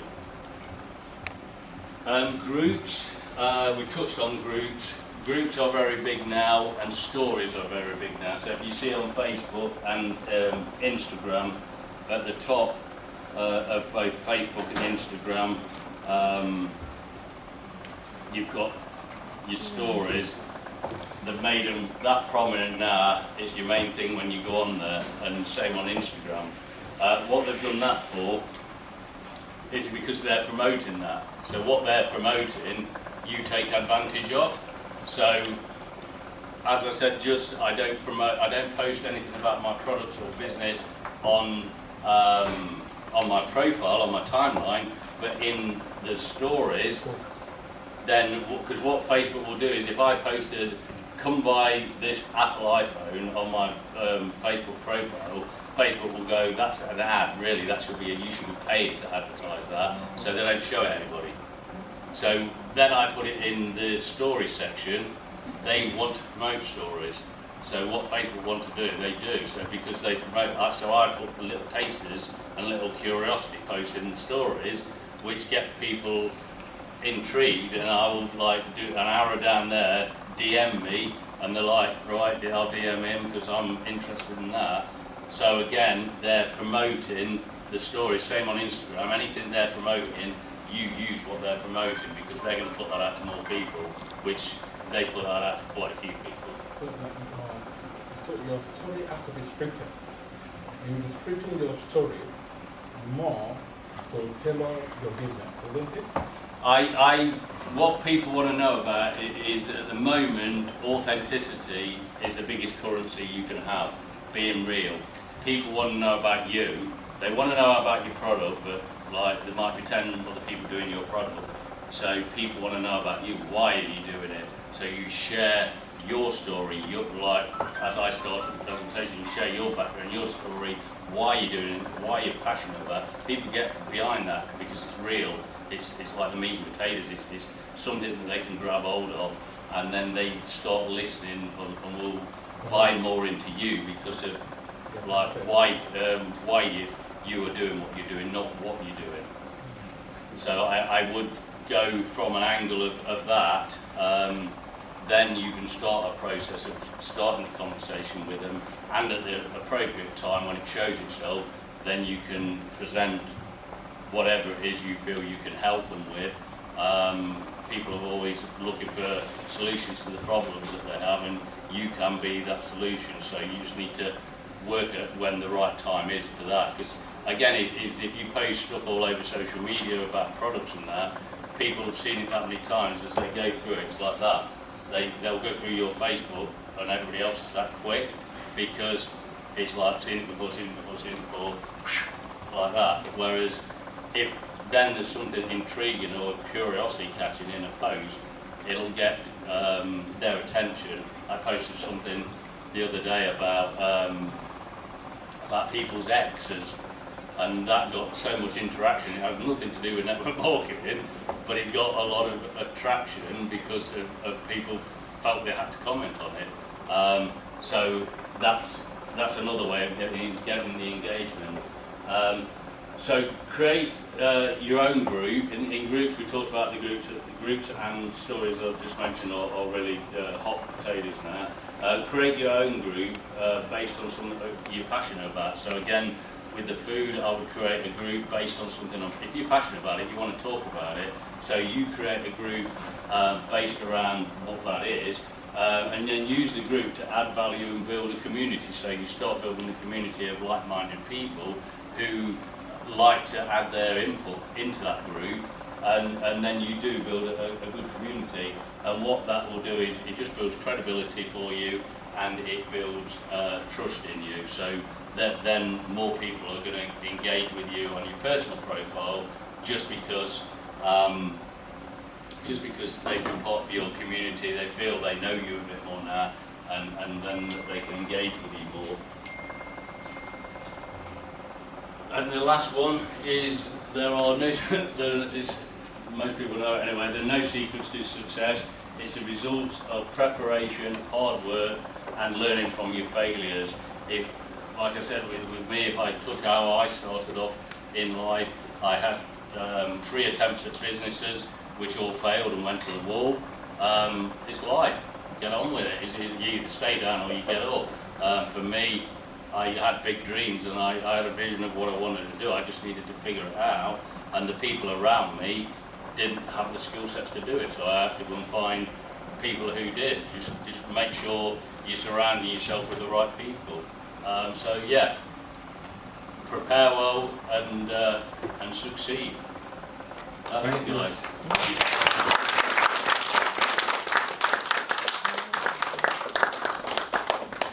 Thank you, Steve. Any other question? So I don't like to use my personal profile to advertise to people because I find it annoying when people do it to me. So I try to use the Facebook ads and all that. And I'm trying to get help from different places about how to do that. And someone's telling me I need to figure out a specific target audience. Mm-hmm. But the thing is, I find like I'm trying to, I feel like there's a few. It's like not. But the thing is, if I target one audience, I can't really target the other as well as I could, because the language needs to be different, and I just find it a bit confusing. So with that, the advertising is okay if you've got the budget for it. The reason I've done this with personal profiles, what I say to people is, with personal profiles, get over it. I know that sounds harsh, but if family and friends want to talk to me, they've got a phone, like ring me, or go in Messenger. My family know my personal profile is what it is. It's to build my brand, build me, and they can either watch it, support it, or message me in Messenger, laugh at me, whatever they want to do. It's totally up to them. With the ad side of things, if you've got a budget for the ads, great. I can put you in touch with some good people who do a lot of ad-based work if you're not sure on what your ads should be looking like. And also with the ad itself, with the audience, I would go with whichever's the biggest audience really. And what you can do is, there is tools within the sponsored ads where you can say for instance, before I promoted a skincare product, so I found the most successful skincare company. I thought it was Clinique actually, but when I looked on social media, it wasn't. On Google, it is them. On social media, it's not them. There's far more engagement with another company. So I just basically targeted their market audience. You can do that. So you can put that in as one of your search criteria. So everybody who is watching that other page, or part of that little page, or liking that page, part of that community, will get your information. So you can target somebody else's audience. You can duplicate somebody else's whole audience. So if you know what specifically your goal is, which audience you want to hit, I would pick the biggest, and then afterwards I'd target the other one as well. If you've got a budget to do that, then yeah.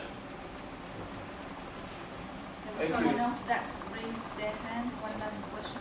You've said a lot of tactics. How do you make the end sell? Like typically, you want to sell your product. I don't know what goods and service you provide, but you say you have to DM everybody. That's kind of cumbersome, isn't it? Do you have to DM everyone? You do to start with. To be honest, to start with, if you've got that much, and there's ways of automating it once you've got past it. Yeah, there's ways of doing that. So there are algorithms. Yeah, well, there's ways of automating how you respond to people once you've got that many people. To me, to start with, if I'm buying any of your products, I want a personal touch. I want to know the person. I want to know that that's a genuine person, that's a genuine product. So initially, I've gone down. You need to establish that relationship. Yeah, initially I build that relationship, and that's one of the strong things. There is tools out there once you start getting past if I've got 100, 200, 300 people hitting me a day, I can automate it through something called ManyChat, which is linked into Messenger, and that will answer everybody in this room at the same time. Yeah, it's free. I think for the first something like 600 or 700 people you've got on the list, it's free for them to send messages to them, and you can send one message to the whole lot of them with their specific name as well. So it will actually, when it comes up in your messenger, it'll be hi Steve, and you're like, how did he know my name? And it will be subject relevant to what they DM you about. Yeah, so if I put something in the story, I will like do tasters. I might show somebody my product, but I keep their hand over the name. Yeah. And this are getting fantastic results with this product. They're like, what is it? And I'm like, in the next Facebook story, then I've got on that DM me with a finger pointing down, and then they message me, what is that product you're talking about? I could do with something. Then I start the conversation, and like I say, initially you can do that with the chap over there with the ads. You will get a lot more people from the ads. So when you get a lot of people coming in, that's when you start the automation and the bots that people are using now. You'll see a lot of people responding to you with bots. It's just because they've got such big audiences. Thank you very much. When we finish, you can interact one-on-one with Steve for a few minutes after then. A few minutes, yes. No problem. Thank you very much. I hope this has been useful to you, and I hope you like the day. Please give me feedback, and if you'd like us to carry on doing things like that for you each and every term. All right?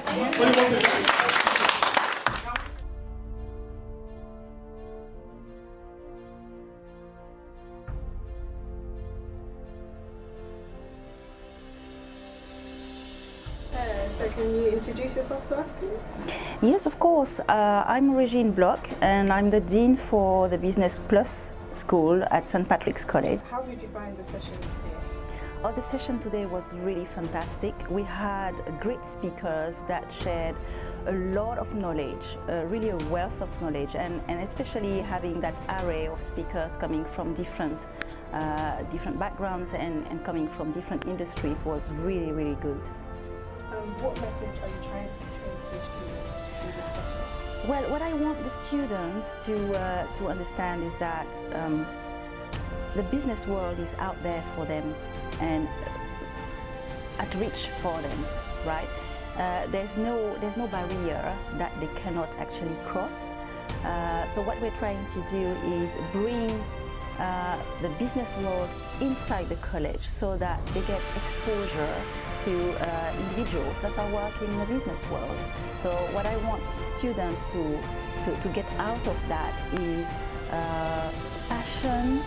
I want them as well to get some ambition out of those and understand that everything is possible. They just have to get out there and try themselves out at business. Thank you. Thank you very much. Hello, so can you introduce yourself, please? My name is Alberta Eisen, and I'm an academic coach in health and social care. Okay, so how was today's session for you?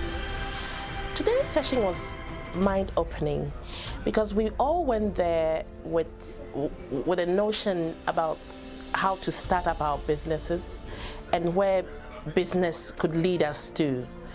But when Mrs. Yemisi Jenkins spoke, and that's the only person that has spoken so far that I've actually listened to, when she spoke, she gave us an idea of how, even though most of us think of our backgrounds, and most of our backgrounds are limitations for us.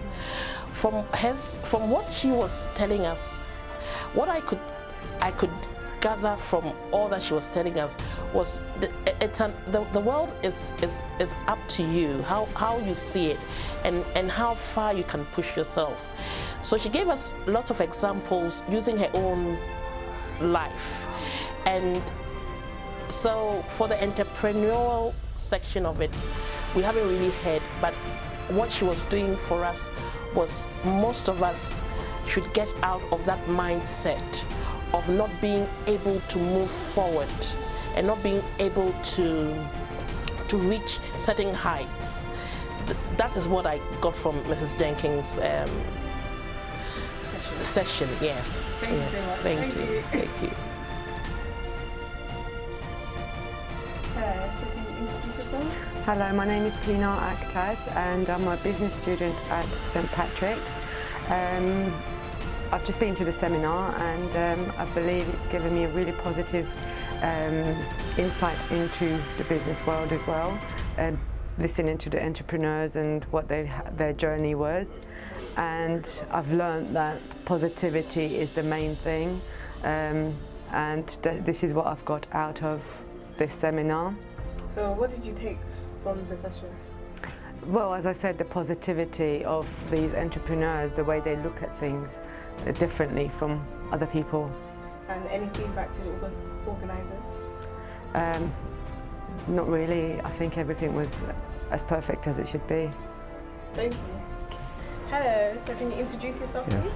Good afternoon, I'm Malcolm Thompson. I'm the Director responsible for Business and Hospitality Management, and I've been with the college now for a number of years, and I'm very pleased to be interviewed this afternoon, I should say. Thank you so much. So how was today's session for you? It was very stimulating, a very good start to the seminar. It was a packed house, standing room only, students very enthusiastic.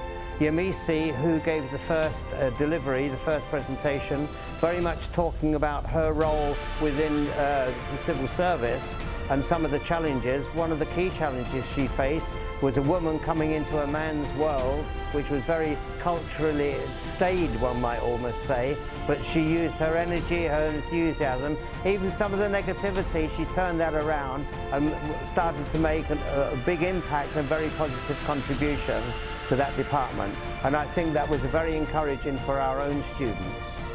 Thank you. So what did you take from that session? Yes.